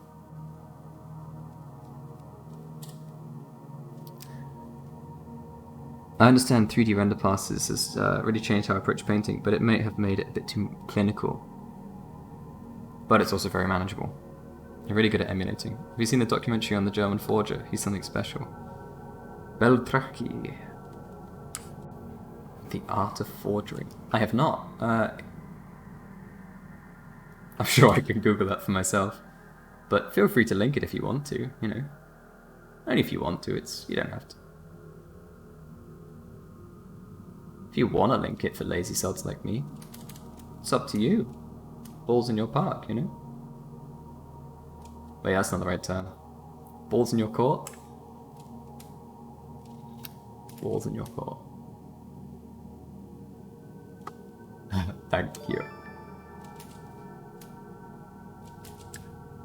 But really, I'm just doing a service for everyone else in the chat.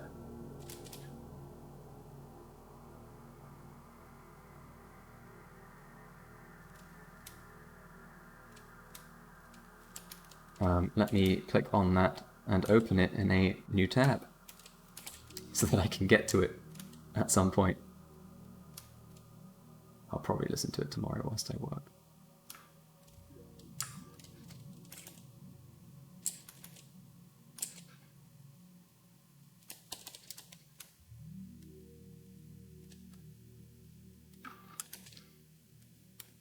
Let's open it up.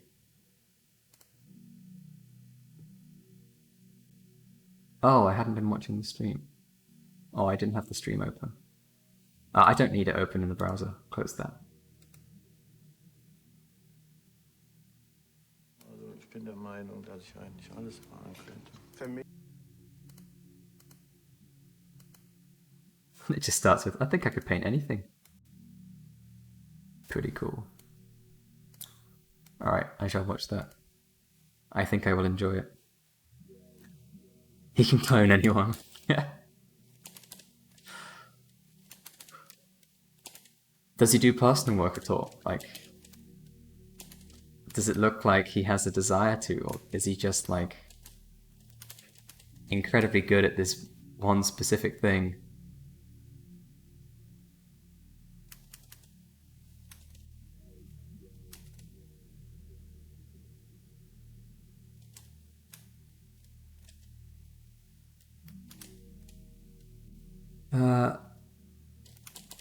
Do I know Franklin Booth's work? He was part of the Golden Age of illustration masters, mainly pending. It's really complex. Yeah.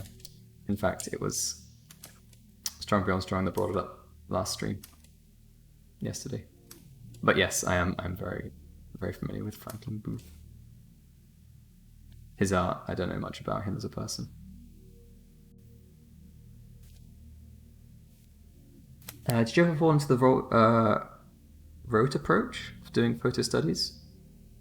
One thing I noticed from seeing a lot of people is how easy emulating is to acquire. No, he doesn't care about art. It became a means to make money. I am aware, yeah, like when I've done photo studies, I get, you know, I feel really satisfied when I've done them, if I make them look like a photo, or even if they just look good on their own terms. But I don't do it much because I'm also aware that it doesn't. There's stuff to learn from it when I'm being mindful, but if I do too many, then I stop being mindful and I just kind of go, wow, you know, look how well I did that study. I can paint real good. And yeah. So it can feel really satisfying to just like do a study and it's faster than your normal process and all that kind of stuff because everything's laid out for you. But then, you know, I don't, it doesn't feel like my own piece. Not properly. It feels more like my own piece, I think, than you might expect.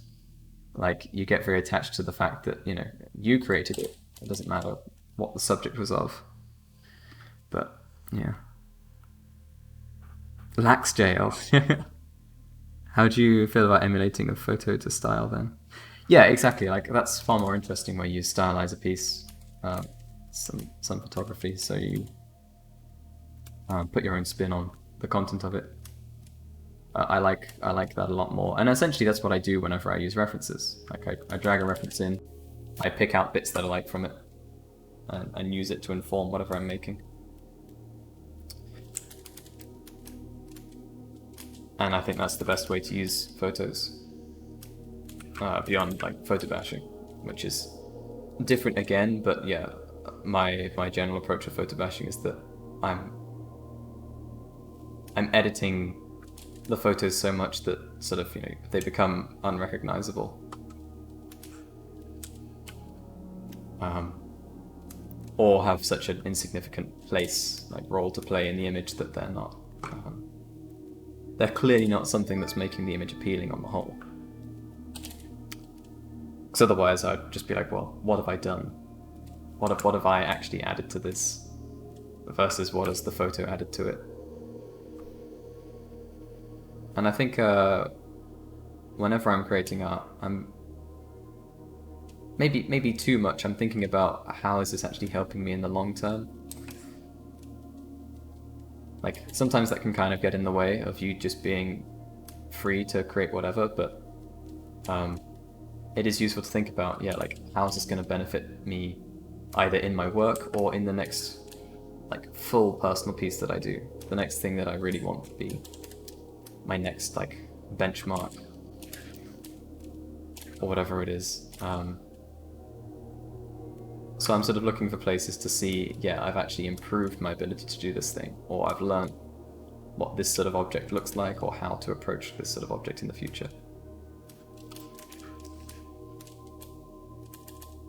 In general, it's just like looking for ways to level up.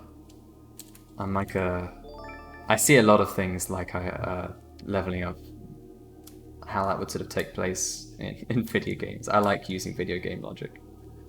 It feels nice, and like basically any time you spend doing anything, you're getting better at that. And rather than going, oh, but what's the point in getting better at social interaction? When am I actually going to need it? Just think of it as a stat, and you want to increase all your stats. You want to max out. You want to get to level 100. Get to level a bajillion. Get all the stats.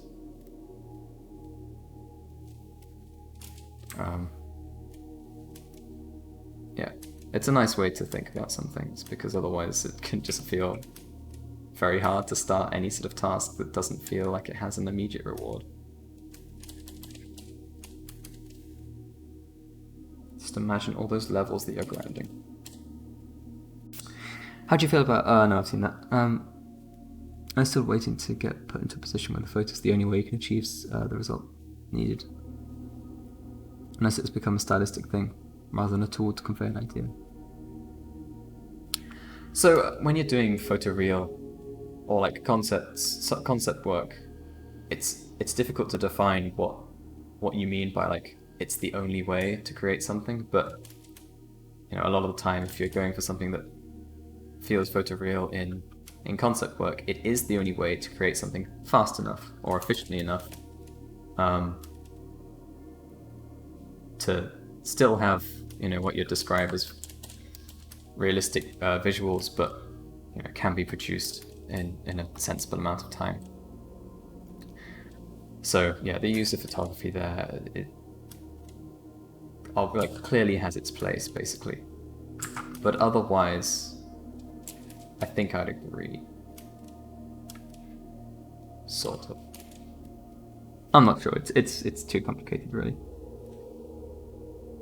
Yeah, exactly. You don't think it's quicker unless your film or game is based in that specific space. So that's exactly the point, yeah. How do you balance studying and personal work when you're starting out? All of my study was personal work, basically. I didn't really do the standard, like, draw a bunch of boxes for perspective study and then apply it in a painting. I did everything at once.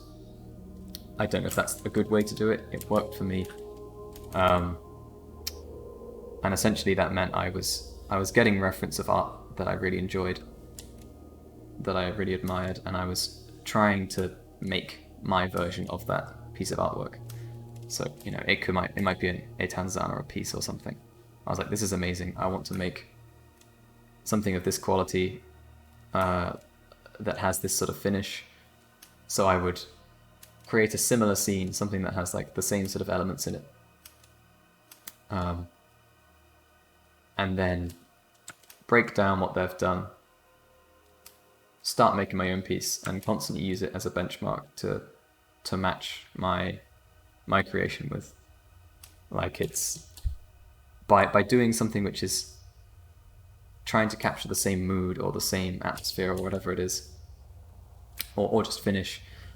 By having that reference, you've given yourself like the stand-in for a teacher. Like, that's what their paint over would look like. That's what they would have done if they were trying to approach the same task you're doing at the moment.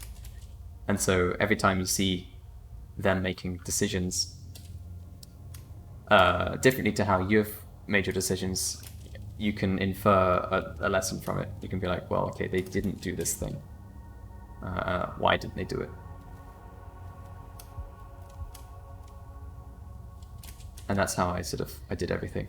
Everything was kind of bundled up into one. And when it came to things like perspective, yeah, that was something that I was noticing and fixing in context, in pieces that I was in the process of making.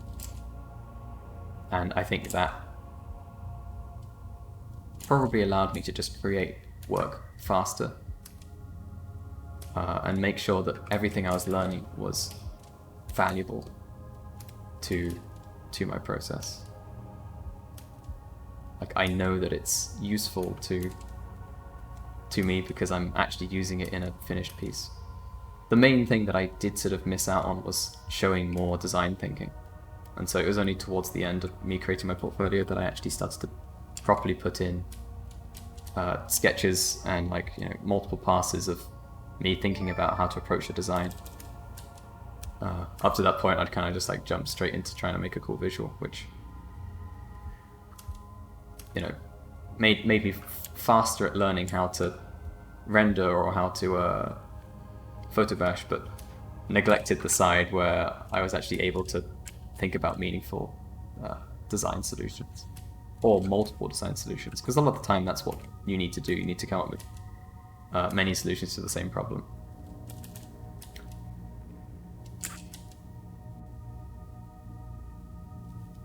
Because that's what an art director needs to see, or a producer, or whatever it is. A lot of the time they need to know that alternatives aren't going to work before they can be happy with the solution that you're presenting.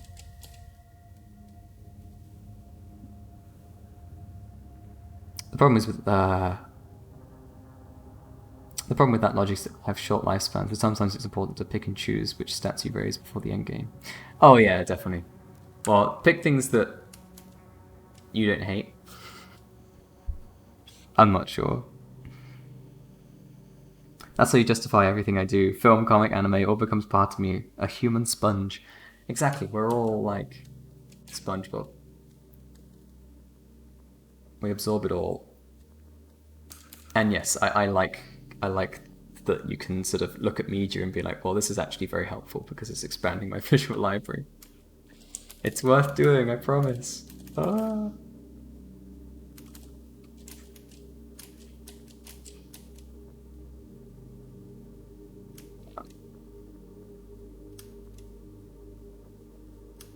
But it is generally important to consume media. Especially if you want to stay relevant. As much as I despise that term, because of how it's used in, like, YouTubers bitching about each other.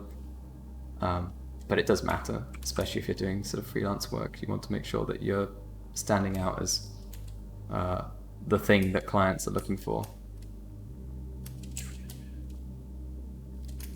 In a studio, style and stuff can kind of be ignored slightly more, because as long as your work is communicating the right stuff to a 3D modeler, it doesn't matter what sort of slight style you're laying over the top. It can get in the way, but a lot of the time it doesn't, especially if it's only minor. But slightly more flashy presentation, or something that really feels like it's fitting the current trends in terms of visuals or content, that is important, a lot more important when you're trying to get freelance work, I think. And so I have been told.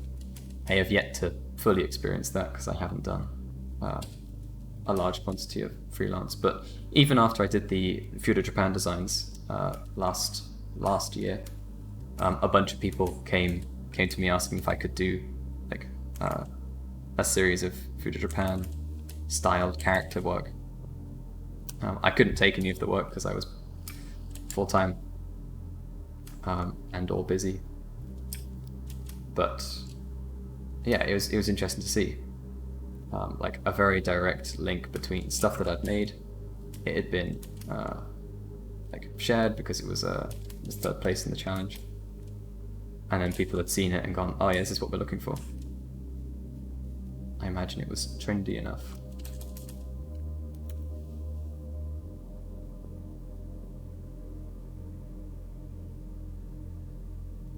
We're all SpongeBob.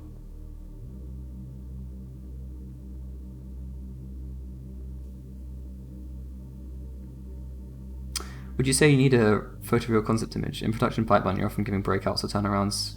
So sometimes, yes. Like if you're trying to define the visual of a particular object, the first time you see it, it can be great to have like essentially what the in-game aim might be. Also, just as fidelity increases, the fidelity of the concepts required increases.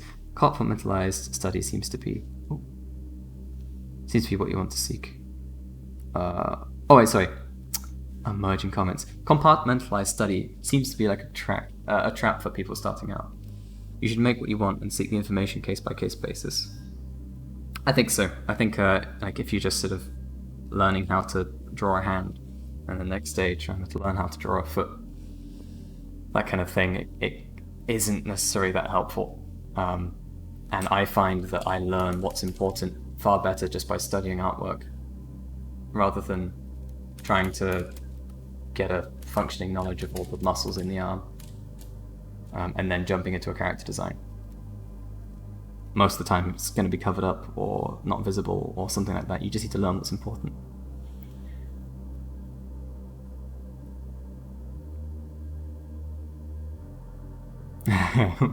Yeah, when you look at children, they're not bogged down by a sense of obligation to do it correctly.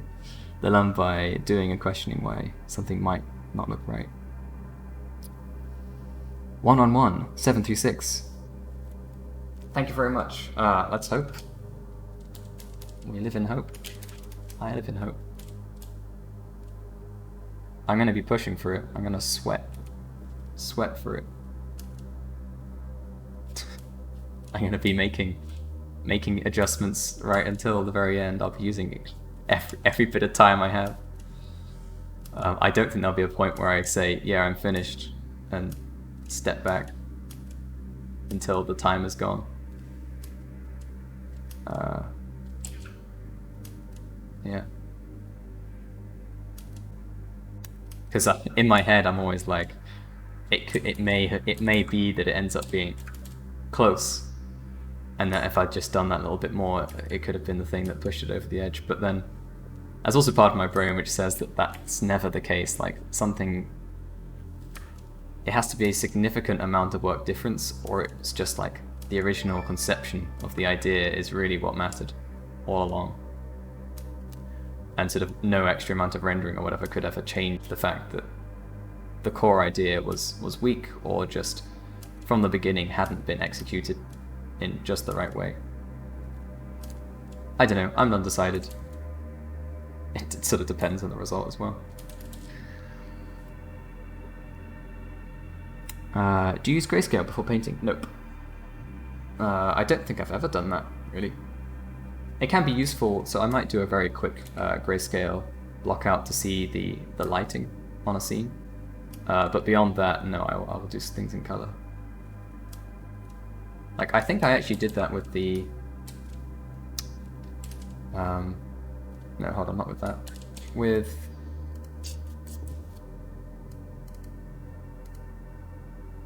the art war piece. Yeah, I'll drag these images in and I can show you.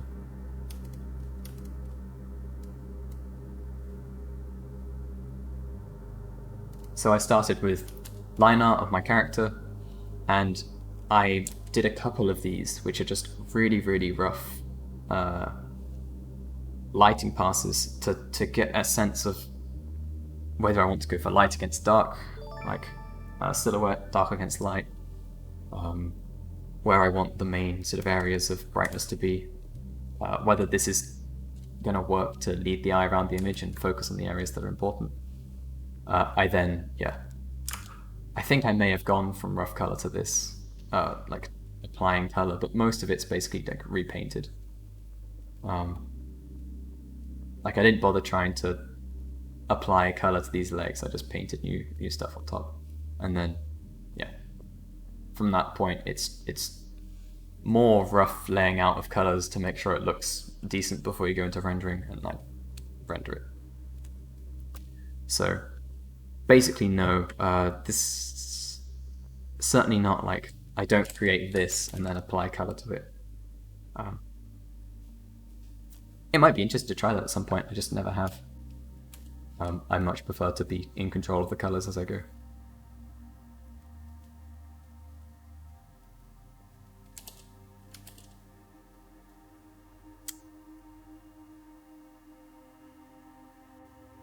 Any advice on staying relevant? The main thing is, yeah, it's keeping up with current stuff. It's looking at art that's popular, or just like specifically in concept art, it's looking at the quality of work that's being created for the current games. So a game will come out, you'll get that flood of all the art that was created for it on ArtStation. Look at it, analyze it, see where they've cut corners, where they've spent extra time to make something look better. So a lot of it is being relevant in your tool set, like skill set, learning some 3D. Like everyone really needs to learn a bit of Blender, basically. It's useful to have. Yeah.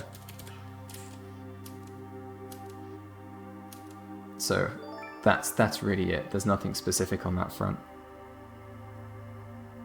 The Rush, farewell. Thank you for joining. What resolution? And do you have any advice on a computer config to work smoothly? Recently, you're getting more and more trouble with Photoshop lagging too much when I'm painting. I don't really know. I'm not great when it comes to that side of things because I generally don't like really look into it to find proper solutions. Like if Photoshop's lagging, I'm like, I've probably had it open for too long. I may restart my PC to like make sure the cache and stuff is cleared out, and then I just pick up from where I left off.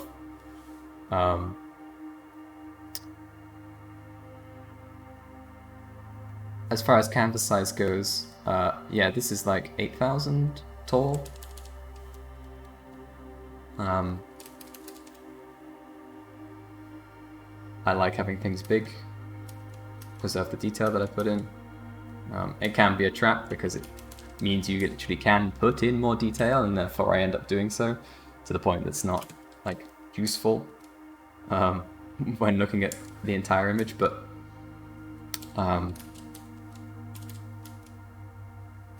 yeah, I have 16 gigabytes of memory. I think that's the main thing that affects performance at larger sizes. Briefly link a friend of yours because you think you might find his rendering inspirational and applicable to what you're doing. Oh, let's have a look.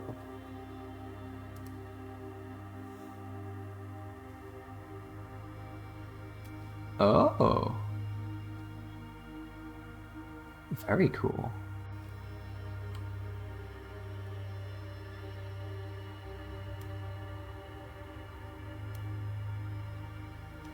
Yeah, these are awesome.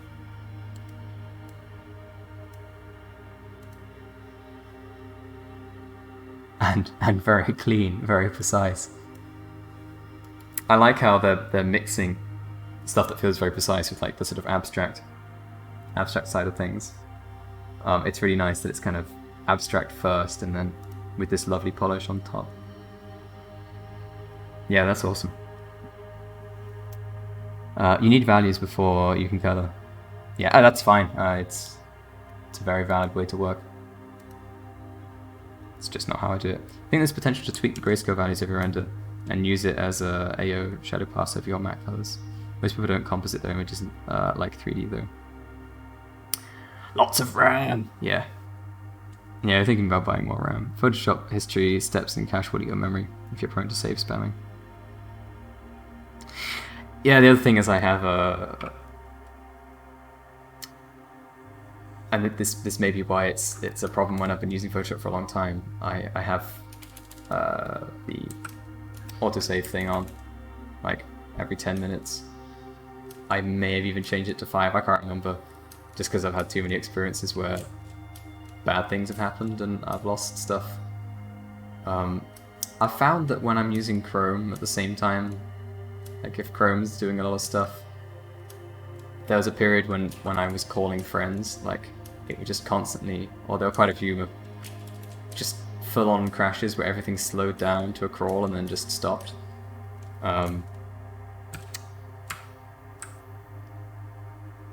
Yeah, and I've lost work then, like, also things sort of get corrupted if they were like mid-save and it crashed. So then a couple of times and a couple of examples of that have just made me think, okay, well, I'm gonna whack on the autosave thing and just, if it requires more manual cache deletion or restarts or just restarting Photoshop, then it doesn't matter. But things seem to be pretty smooth at the moment, which is good.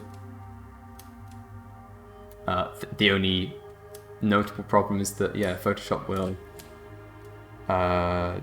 like only let me draw straight lines, like as if it was holding shift, unless I zoom in and out.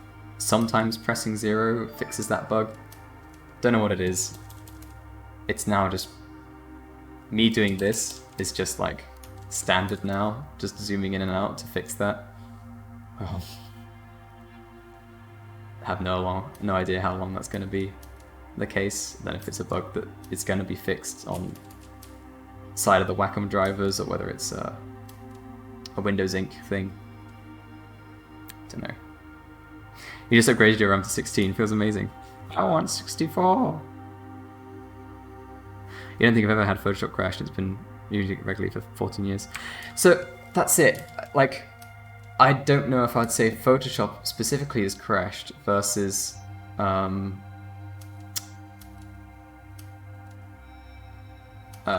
yeah, like just my entire PC.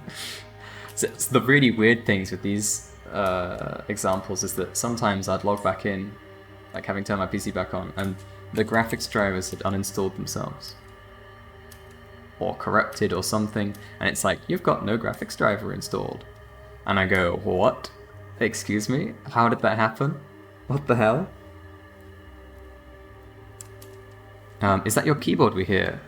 Yes, it is. Is it loud? It should be pretty quiet.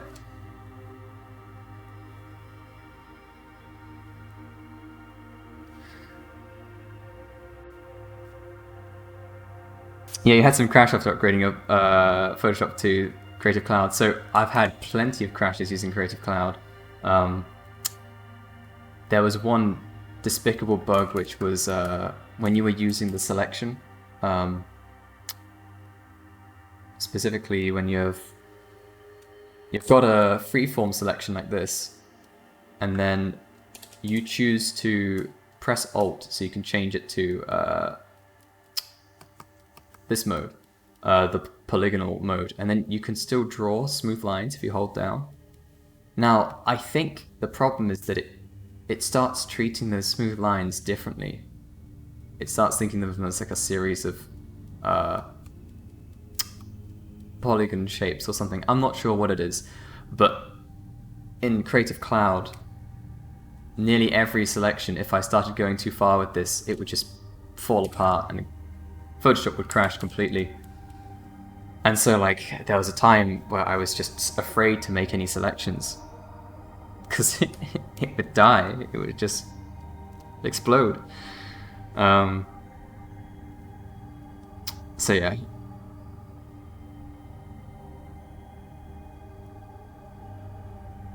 The keyboard, it's deafening. I'm curious, does this make it louder? Can you hear it now? I was going to switch between brush and...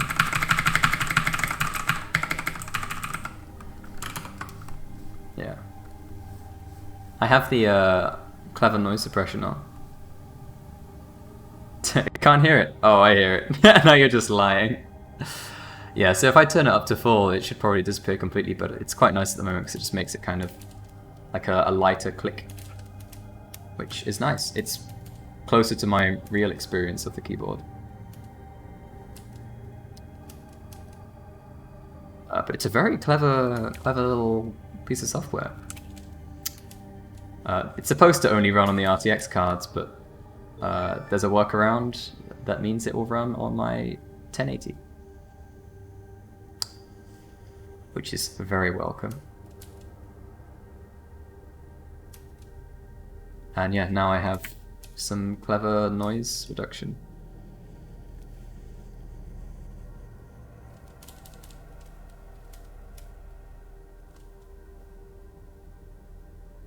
It's doing a decent job, it's not offensive. So yeah, if I do this, it should basically disappear completely. But it may start having some strange effects on my voice, potentially. This is maximum noise reduction now. To the extent that I think if I start clapping, like it'll even get rid of that sort of noise.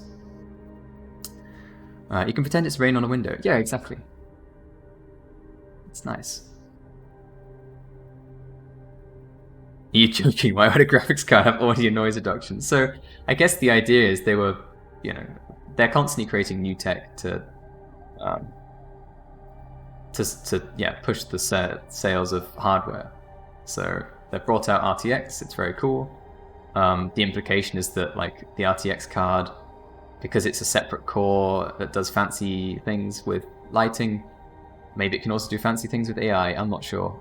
So they've got like an artificial intelligence trained system that reduces noise, and it's called RTX voice. It specifically keeps stuff that it recognizes as a voice, and of course it does it in real time. And they're like, yeah, it's for RTX. It's called RTX voice. Buy the RTX cards, please. And that's cool and all, but people have worked out that it works on a normal graphics card.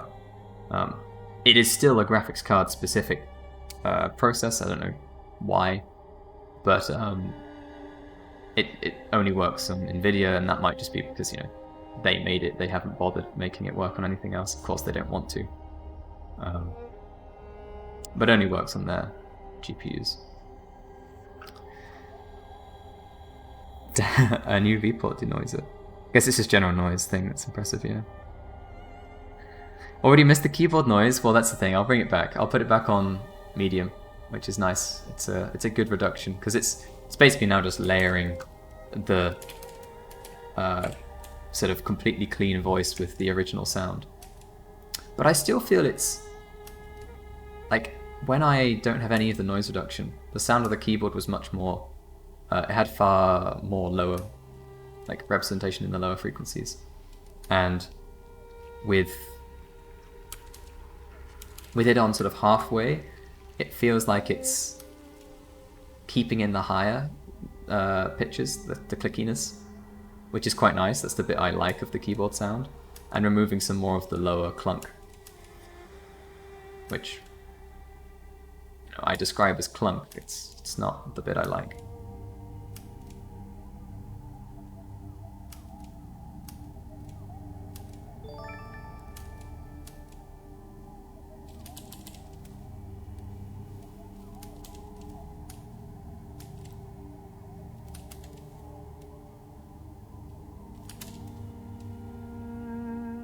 My ASMR. What am I listening to? It sounds awesome. I shall link it to you. We're listening to Beltracci. Oh no, we're not. My bad. That's just because I had opened it up in a new tab. We're listening to dark atmospheric music from the Shadowlands. What? If you're curious which track this is, It is roughly the 6th, 7th, en mater, deus ex cadem.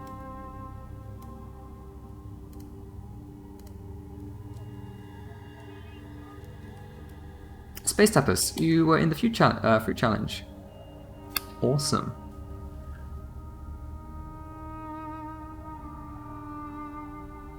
You always feel like a block when you can't put in any more details.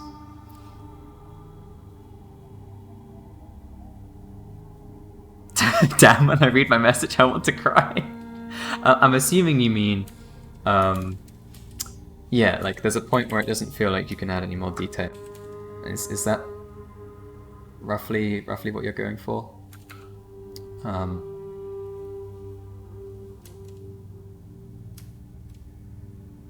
Yeah, so my take, and something which, you know, having a larger canvas naturally sort of inclines me to do, is that you can feel like you can't really put in more detail when you're trying to work with brushes that are too small to be effective. So I do find that like brushes stop being effective when they get too small, especially ones that are textured, and that can make it feel like there's sort of more of a hard limit on your ability to add details. But my other take is that detailing for me is oftentimes refining rather than adding new specific content to the image. So detailing can be like adding lots of little dots of grime or dirt, or like sparkles to a material or something like that, versus refining, which is just paying closer attention to the transitions that you're creating. So, for example, I wonder if this is a good example of it. Unfortunately not, because most of this is just adding. It's only really like a linear adding of detail, but like these folds here, this feels quite rough, and if I was to go, well, it's not that rough, it's pretty refined at this point, but if I wanted to refine this further, what I'd be doing is sort of making sure that these transitions from one value to another are getting cleaner and more accurate to exactly what I want to display. So this is what I describe as refining, because in many ways I'm not actually adding any more detail here. Like, I'm not trying to add pores in the skin or extra ribs. What I'm doing instead is just getting it closer to the sort of the ideal I want for representing what this material is and what the structure is underneath. And oftentimes this is much more desirable than adding more detail, because it's not cluttering your image with noise, it's just making it more appealing and easier to read. So that's one thing to really think about, and the best way that I can sort of approach this is having some sort of reference which has like really specific, like the way that these values fold into each other. It's very specific, and, you know, communicates that shape far more clearly than like if I paint over this. If I simplified this into blocks, for some styles this may be desirable, but what I've done here is it's as detailed as before in terms of how many shapes there are, but it's less refined. And I mean, this isn't a great example because this actually kind of looks quite nice, but it's less specific, you know, about its render. So if I was then to, you know, make sure that these forms look like they're properly sort of rounded to really communicate the shape of the ribs, this is now a rendered version of the same area, not more detailed, just more precise. I'm gonna undo that because I want the original for reference, but yeah, so I think that's one way to look at it. And sometimes you can look at a piece of artwork which just feels wonderfully polished, like everything's in the right place, everything's really easily to read, it looks beautiful, and it doesn't have to be detailed to be that. It can just be refined, and that's sort of what I'm going for here. Like, all my details are in from the line work mostly, and I'm now looking for places to refine them. and just make them read more clearly. But beyond that, specifically with Fruit, like, get a high resolution image of anything, any sort of object that you want to bring attention to in your scene, and start incorporating some of the textures from there. And you can stylize it to make it fit the image, but things like this body, instead of just having like the sort of flat rendering that I sort of had before, I'm introducing textures that communicate more about it. Like, its effect from a distance is still that it's kind of like a chunk of blue in the middle, but it's got detail now that just provides more interest to it. You're gonna try that because what you learn in school is too step-by-step for you. You like to be more freestyle. Yeah, I think that's the main thing.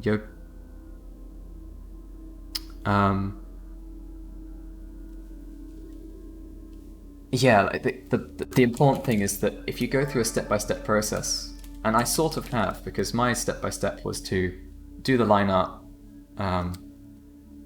make a silhouette, add rough colors, and then add rough lighting. That's the step-by-step bit, and now I'm refining it. And this is where I choose to change how much detail there is in different parts of the image. So this stuff's important. I want it to be more detailed. You can see I haven't even touched the feet at all. Since I did my first rough pass, I haven't touched them. I'm going to, but they're actually not as important to me as this upper part that's in the light and these hands down here.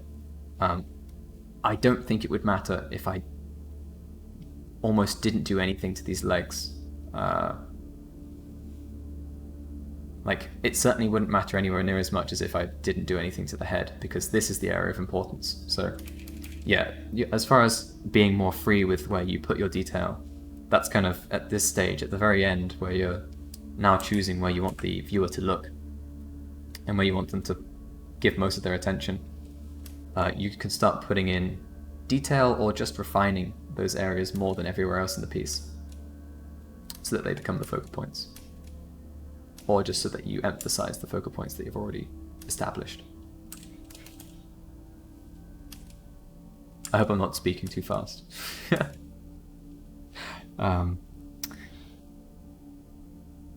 Yeah, being English, an English-only peasant, I love people earnestly trying to communicate in a language they're unfamiliar with. Yeah. I really hope that is understandable.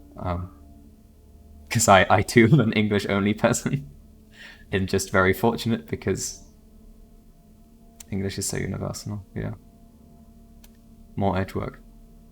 You're getting almost Muka feeling with your colors and shapes in the upper half so far. That's excellent because I like Muka a lot.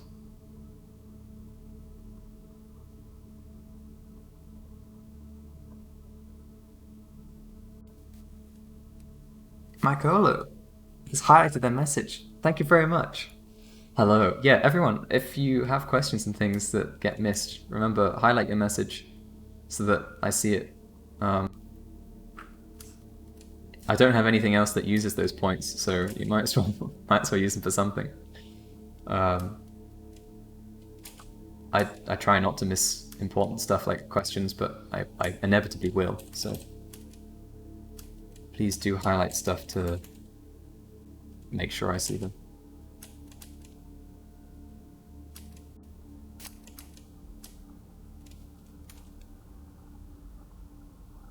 T'inquiète, j'ai tout compris. How was my accent? T'inquiète, j'ai tout compris. I have a complete understanding, maybe. I'm not sure. I don't know. I'm assuming compris is comprehend. This is very beautiful, amazing colors. Thank you. How do you select the colors? Color palette. Hi from Colombia. Awesome. There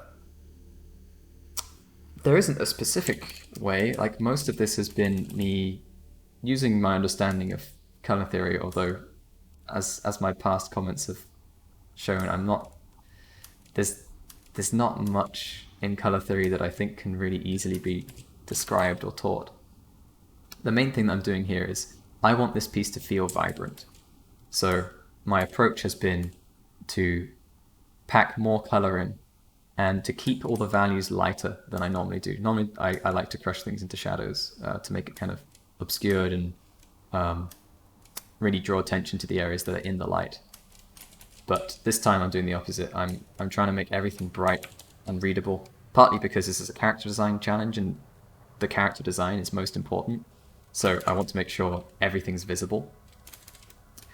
But also it just matches the vibe I want from them. I want them to feel light, airy, and filled with energy. So that's what I want to achieve from it, and the way I'm doing that is by introducing more colors, having bigger hue shifts than I would normally have, and it's then trial and error from there. It's like introducing a color, seeing if it feels like it's too much or it clashes, desaturating if that's the case, or shifting it towards the ambient light temperature or color, which here is this bluey purple that I have in all the shadows. And that's sort of the way I construct the colors. The other thing is just to sort of pick a rough color palette for your character. So here I'm going for this light blue for the skin. That's reflected in the shadows and reflection of the metal. I have a very bright yellow, sort of dull ancient metal color, and then this purple, which is sort of in the in-between. And that's my color scheme. Nothing else really lies outside of that. By keeping it quite tight like that, I can make sure it doesn't seem too chaotic.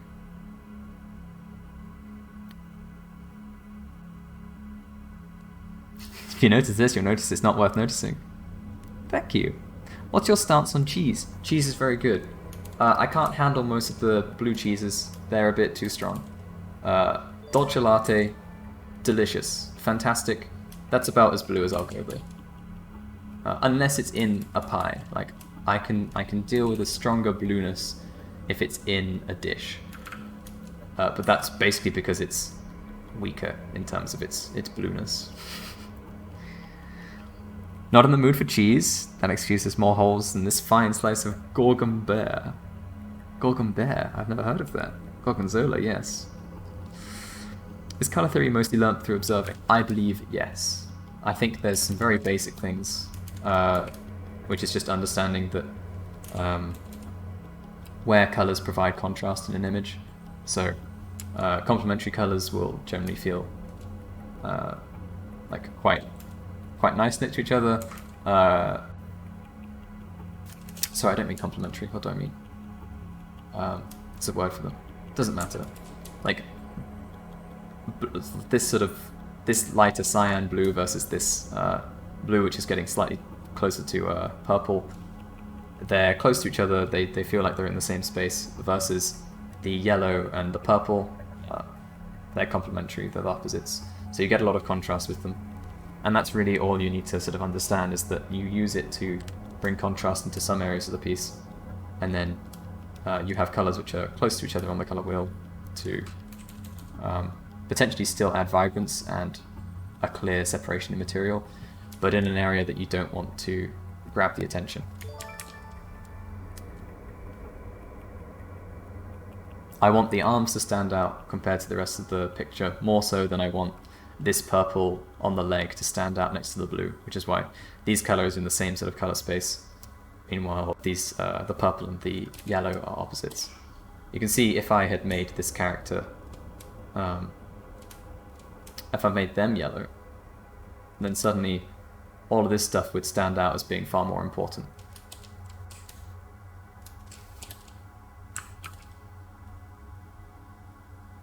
Because it contrasts with what they're wearing. There we go.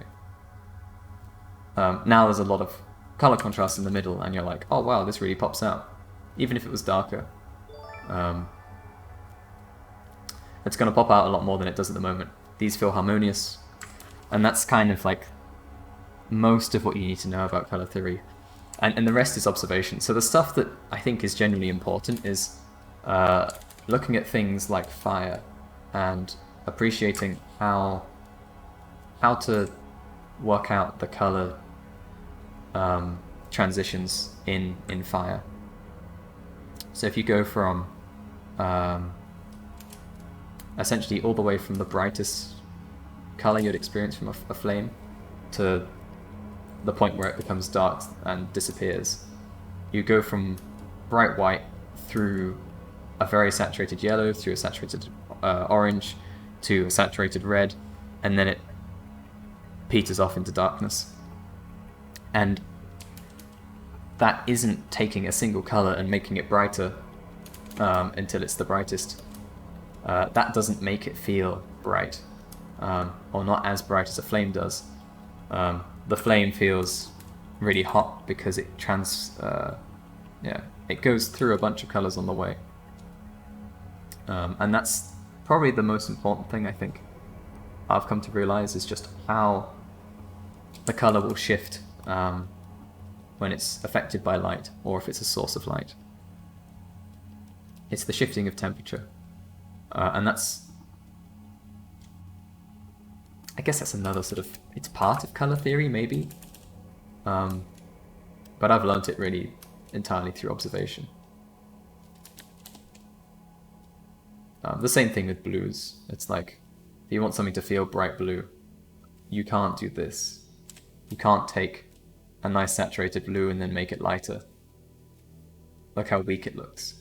That looks like sort of a dull sort of paint, matte material. Instead, you have to go through these colors if you want it to feel like it's the same color but brighter. And then this really feels like it's blue all the way to the end. But on the color wheel, you have to shift it through a bunch of different colors. This is technically the same hue throughout, but it almost looks like it's becoming a dull purple at the top. Very important. Yes, exactly, and that's what the color dodge tool does, which is why the color dodge tool kind of feels like a shortcut for, I think, a lot of beginner artists. I certainly used it a lot, because it gives you that feeling, a sense of realism a sense of realism. It gives you an aspect of realism,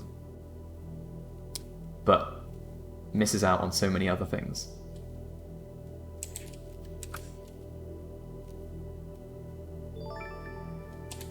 Why can't I paint here? Have I got a selection?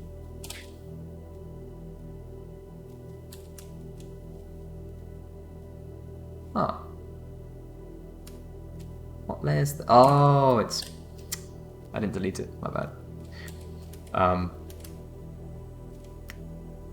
Yeah, color dodge. It's very useful for that specific use, because it easily gives you this realism in how colors behave.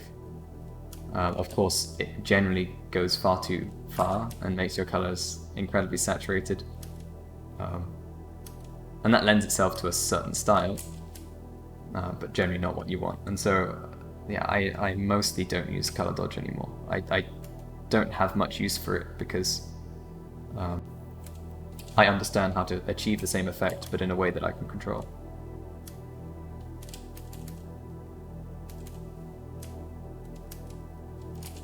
There's definitely still uses for it though, and if you've got fire in a scene, it's the best way to get that quickly, and then maybe you can adjust the colors afterwards. Because what color dodge will do is it will do like that effect perfectly for you. It's hard to go through. If you're blending naturally, you can't make sure that it's the brightest it can be at each shift in value, because if you've got a smooth gradient, you'll have to be constantly changing and like resaturating your selection of color if you want to make it as bright as it can be. Whereas color dodge automatically does that for you. In typical sort of blending mode, when you layer a color over another color, it will become less saturated than either of those colors, because that's just how Photoshop blends things. It's much closer to how paint would react in real life. So even in that example that I showed with those colors stacked up on each other, if I then just smudged them together, it's not going to be anywhere near as bright as if I'd used the color dodge tool, because it's desaturating every time it's blending.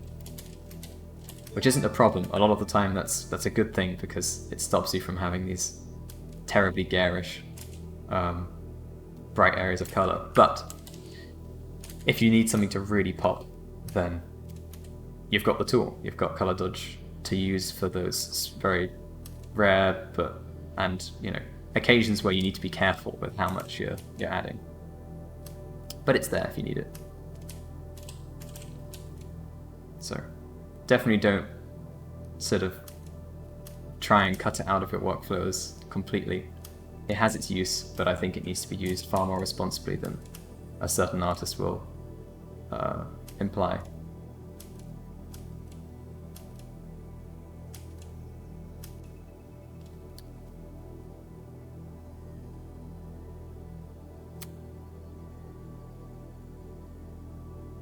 Basically, you're feeling the color like butter. Temperature, big brain. Always think of Ross Jaws when I hear about color dodge. Yeah, exactly. I mean, he's done a very good job of making that his meme.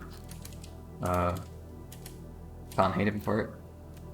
But I do think it's not damaging, but for people that are sort of following him for real art guidance, I think it's very unhelpful.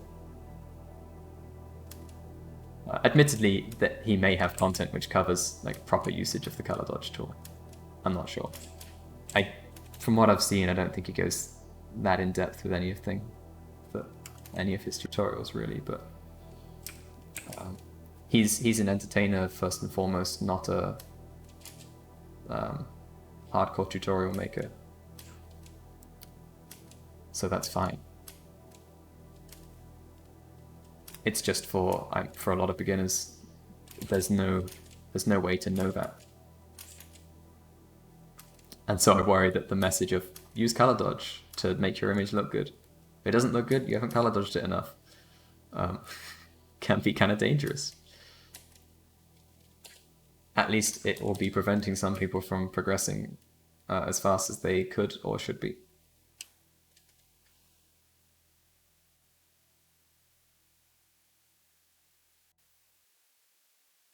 Oh, you prefer a more mature style, that's why you're here. Oh. Do you change the opacity on your brush much? I never change the opacity on my brush, but I change the size constantly. So at the moment, basically I only control the opacity with pressure. So in a sense, yes, I change opacity all the time, but I never choose to have it at a lower opacity. There's a very occasional time I'll actually choose a lower opacity, and that's maybe if I'm using an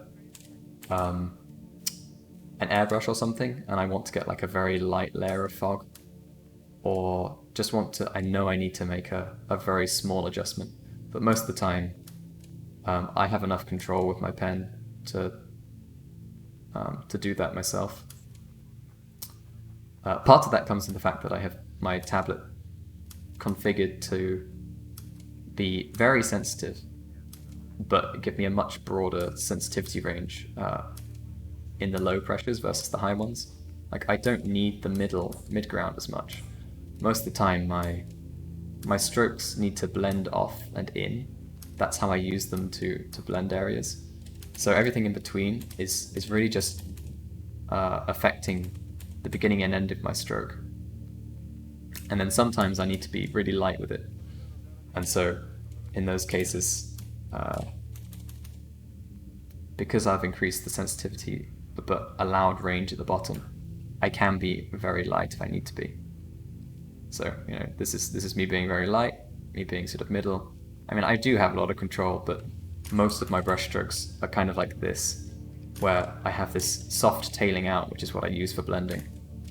But I can become full opacity very easily. I don't have to push down hard at all.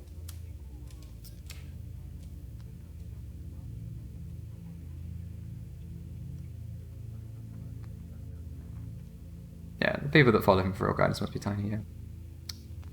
Impressive you can get that mileage out of making the same video with a slightly different bust. Kronprinz. What's Kronprinz again? That rings a bell. Kronprinz. Is my mind just being really slow? Okay, you change the opacity sometimes, but I'm thinking that's because you're trying to make things look more watercolor than painted. Yeah, that would make sense, because if you're trying to... Like, watercolor basically gives like a perfectly solid shape of paint, but with like translucency. That's sort of how it works. Yeah, that's good. I mean, basically, do whatever suits you, really. Tailor your method to match what you want to achieve.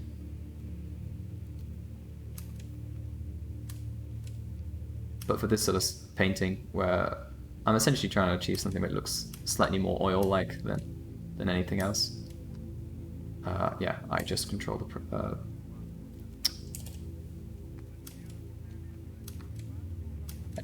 opacity. Oh, Krishnavilya. Of course. You said this was a dude, right? Looks really androgynous. Sorry, it's supposed to be androgynous. That's supposed to be in between. Not specifically male or female. I think their body, if anything, looks mostly female in the middle, but you can see that's why I kind of flattened off the butt a bit. Yeah, it's supposed to be in between. This androgynous is what I want.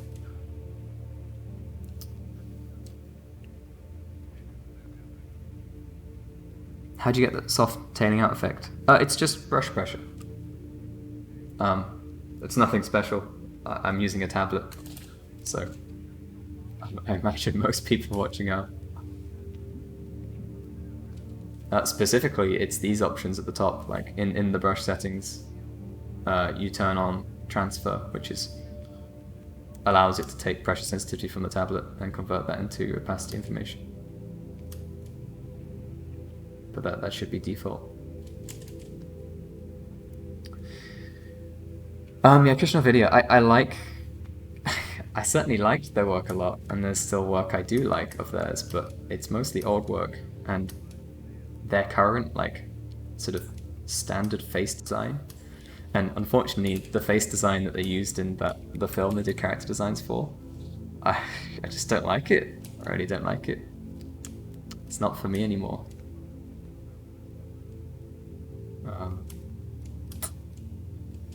I don't know.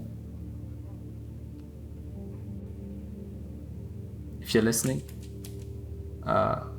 big ups.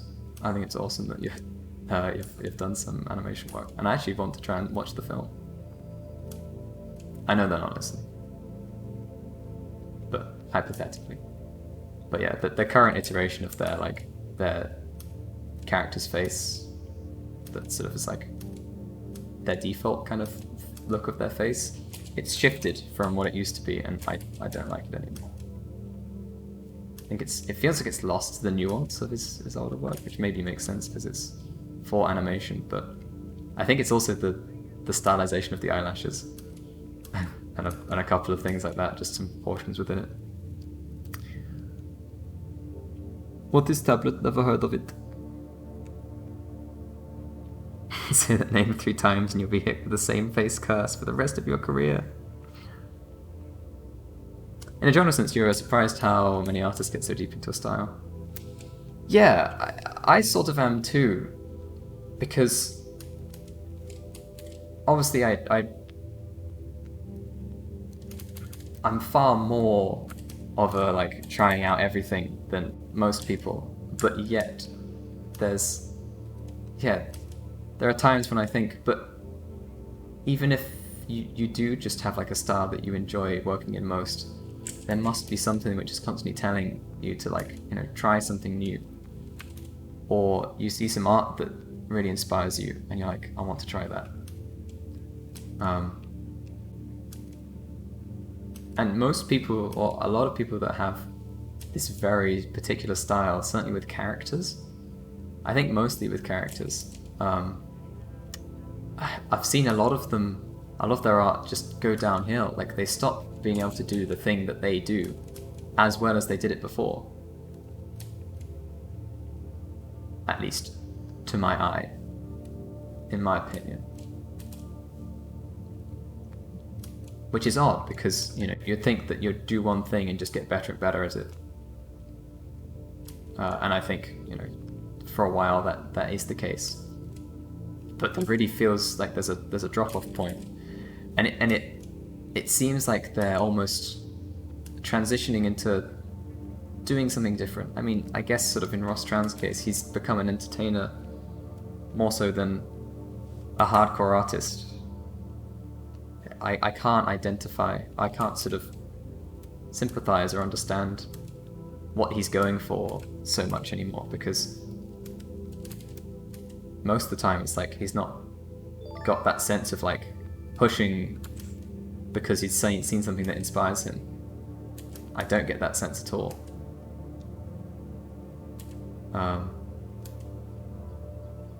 And ultimately it doesn't matter as long as you're enjoying what you're doing. But it's interesting to see nonetheless.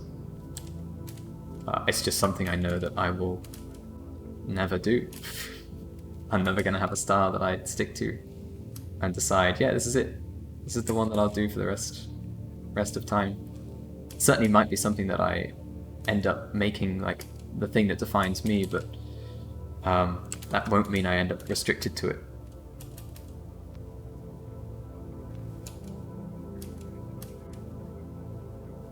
I may come back to it constantly, but it won't be everything that I make.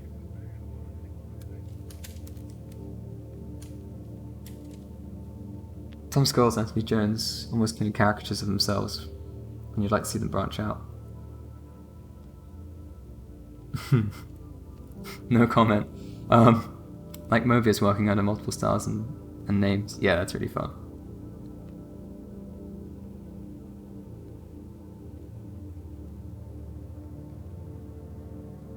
I don't know what it is, fear of failure? Don't know, maybe. And also it's just because if you find success in something, you kind of just maybe stop thinking about how to push forward again.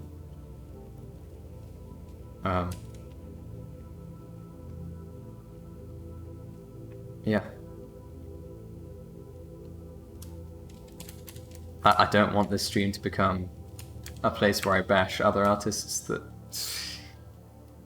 I'm not as impressed with, so I won't continue into it. Like, I'm essentially just of the opinion that giving these sort of opinions is kind of like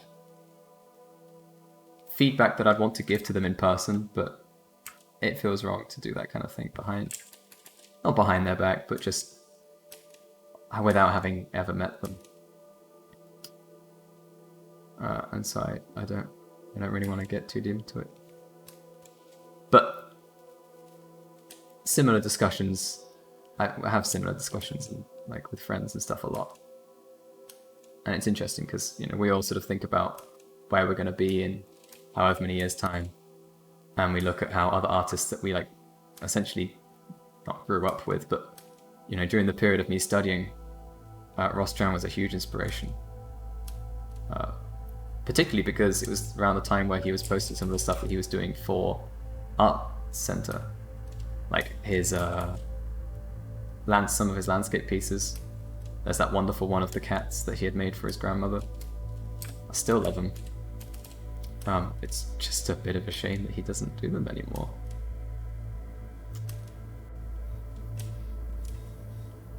At least it is to me, because that's the work that I really enjoyed from him.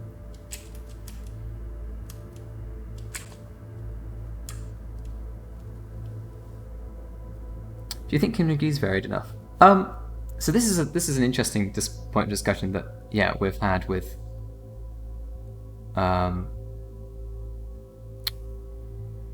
like there's a ton of stuff that I really like about his work, but in general, I don't think I'd ever describe him as a favorite artist,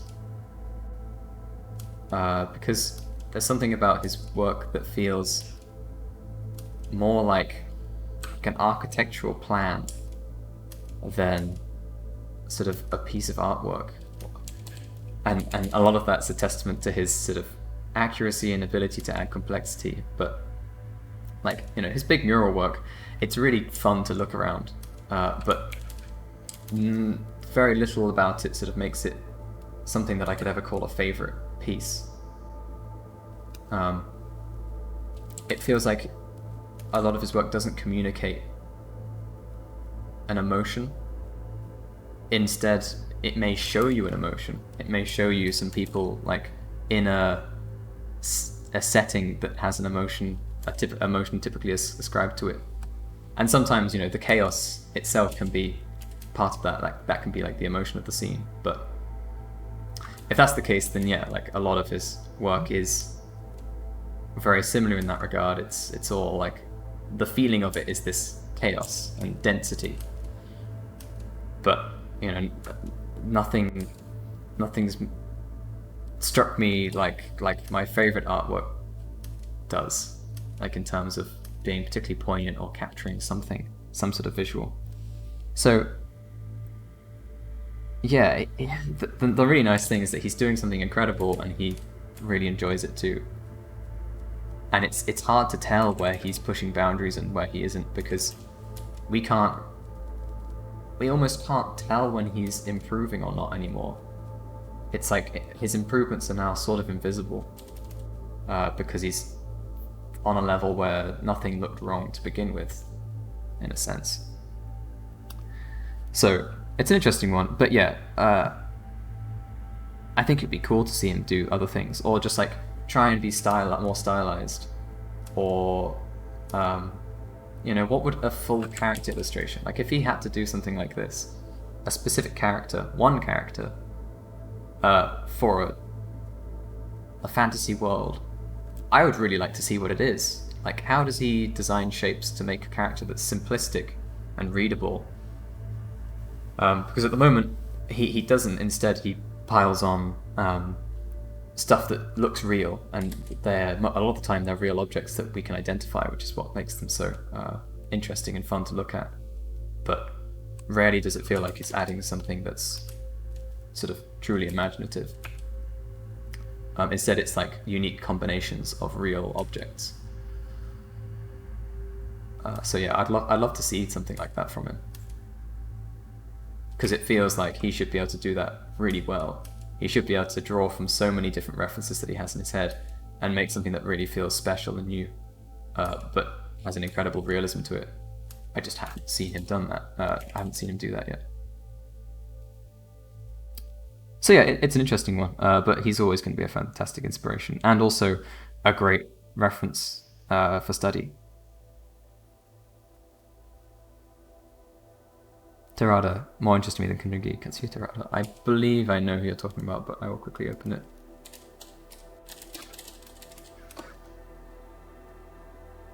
Ah, yeah. It just feels more... There's something like about it that has a voice to it. How has more atmosphere. He tries to capture the atmosphere of a room with his fisheye stuff. Yeah. I think he's become a lot more loose. I don't know. I haven't seen anything from him that's specifically newer, but I have most of his books that he's released. And what I do really like about the oldest book is that I think it has more voice to it. He's got more like specific character designs and like fairly refined caricatures of faces, and I love those because they have more personality in them and they're refined to a point that, you know, it becomes, like I was saying earlier, something that no other artist could create.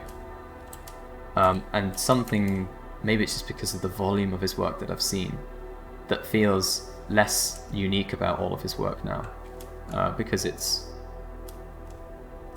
maybe because he's done the same thing sort of to the same level so many times, but they don't stand out as being particularly poignant. I think poignant is the best word to describe what I think his work is now lacking. But that's sort of also not what he's aiming for necessarily.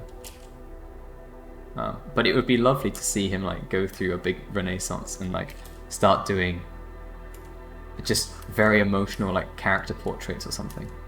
Like if he just drew a single face but made it fill a large space so he had to detail it. I've never seen him do that.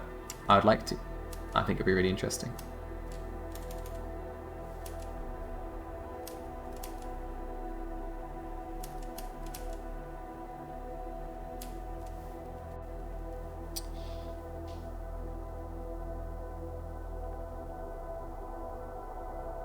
Yeah, he just does what's comfortable. Yeah, he just enjoys it.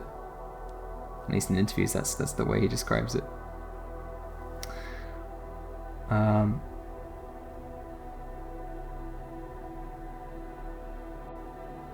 Even a Kindred exploration was surprised to find a more quiet and involved piece. Yeah.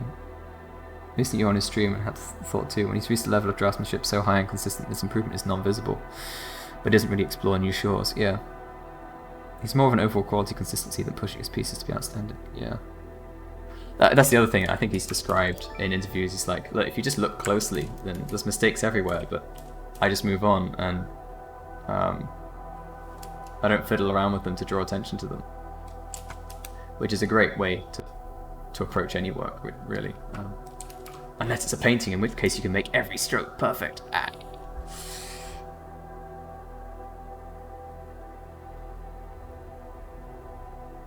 One of my favorite designers who achieves what you just described.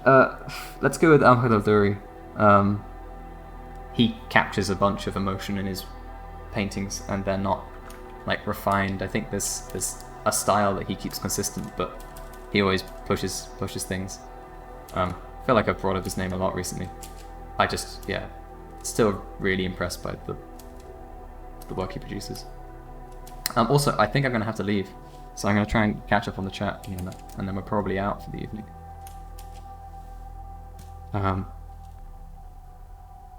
Give me a sec, I just need to reply to someone.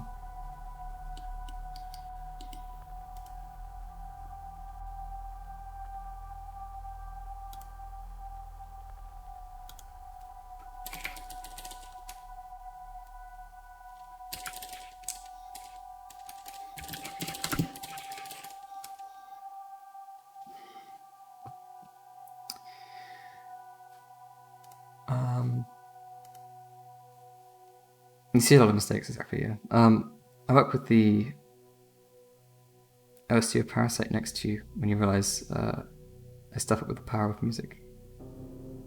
Oh, interesting. Sloppy might not be the word for catchy. I'll click on those links later.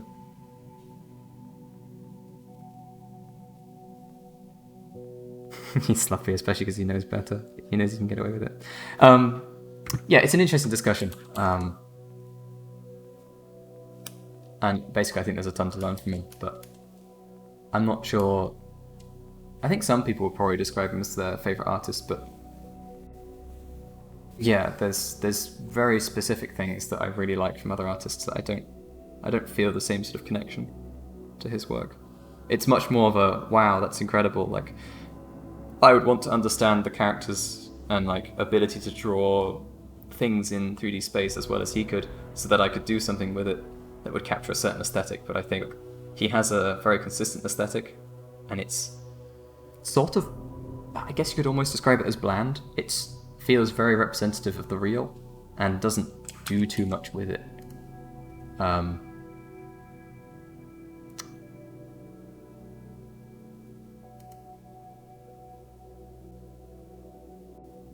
But that's it. There's so much to learn from them, and that's why I've said like one of the best things is that they're a consistently great place to sort of see how you should be constructing things in space. Yeah, I think it's really good for that. Anyway, we have not raided Market themselves, because like Fly for a while, so we're gonna do that.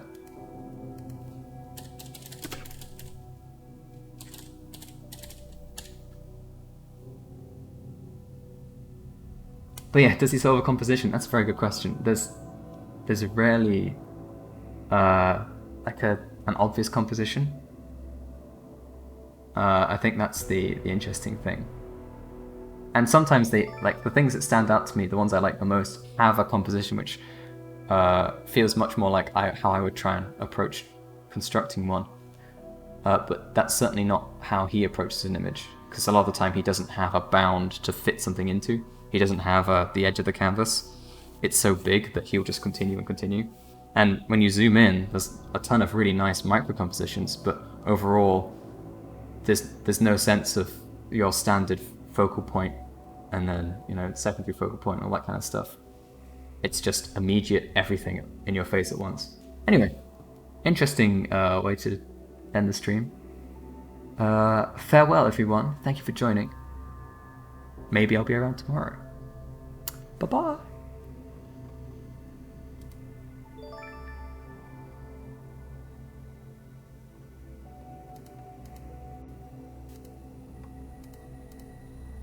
People on Insta to go to my Twitch, and you think they'll buy a book because my art is on it?